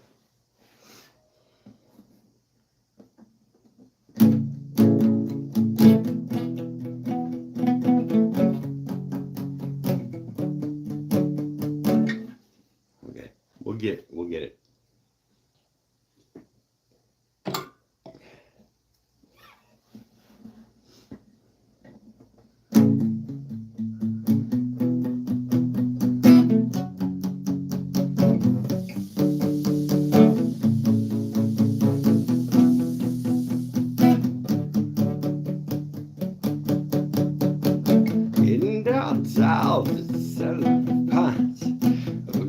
day to North Carolina, staring up the road. I see headlights.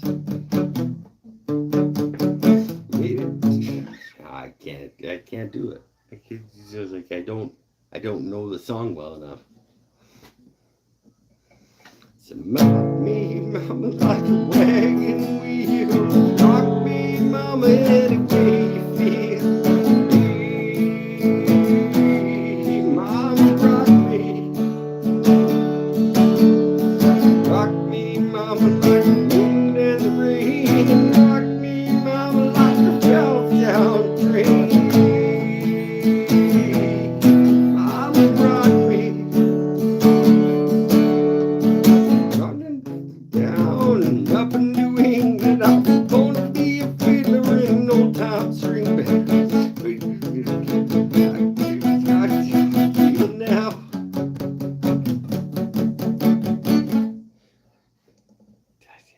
I don't know the song well enough.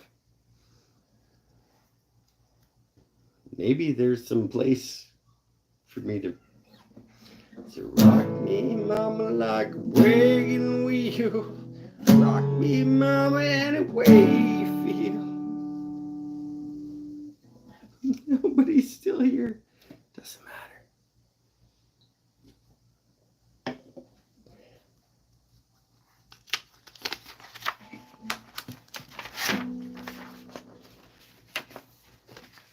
I'ma keep, 'cause I keep. Doesn't matter.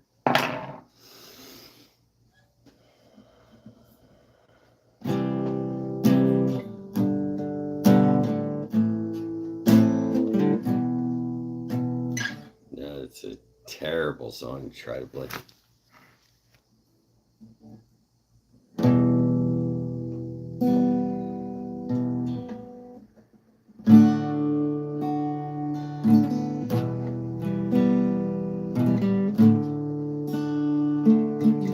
Is the word.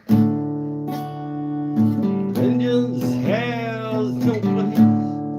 So in her can I find comfort in this world.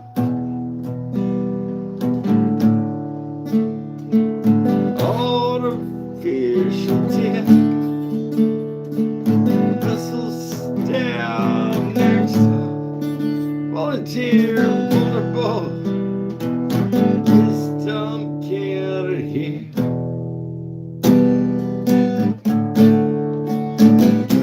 Finds a home. And I wish you hold on.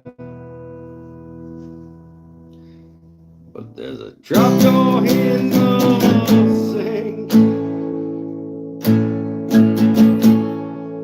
Oh, immortality.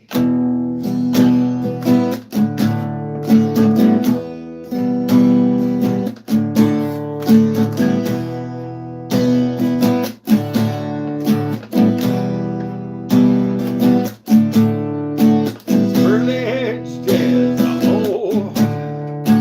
Victims in the manner. Public shows whipped out through the cracks beneath the door. All her fear.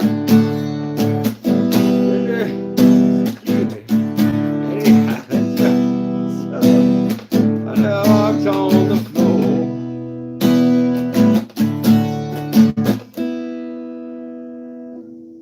Stripping so long. Oxen fall wrong. Whiskers in the sink. Druids good long. Cannot stay long. Well, some die just to live. Oh, immortality.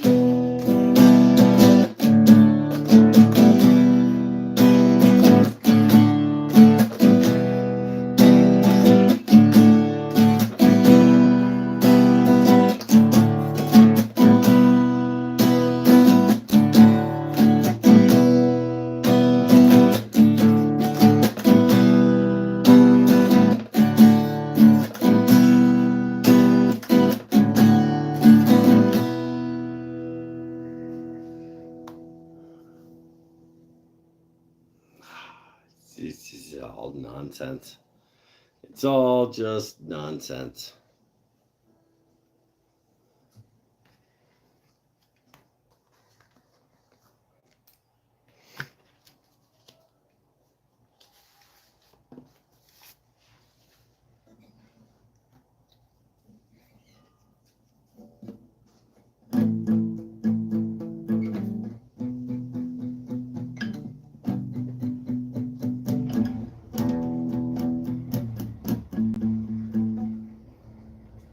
Just a terrible, terrible version of this. Oh, there's a fire starting in my heart. Reaching a fever pitch to bring me out to down.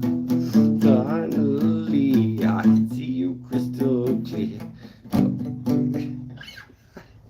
I really, really want to do a good version of that.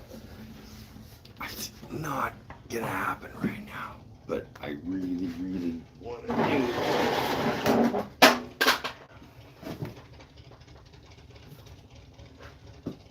I really, really want to do a good version of Rolling in the Deep. All right, let's let this one go. 4 hours in.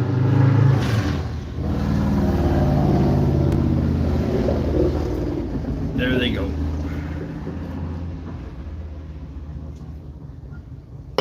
Stay happy, stay healthy, stay safe, everybody. I'm going to put these songs back on clipboards and things. It's time to go. I love that you've come here with me. Again, we'll see you next week, hopefully. Who knows what the future holds? But bye for now.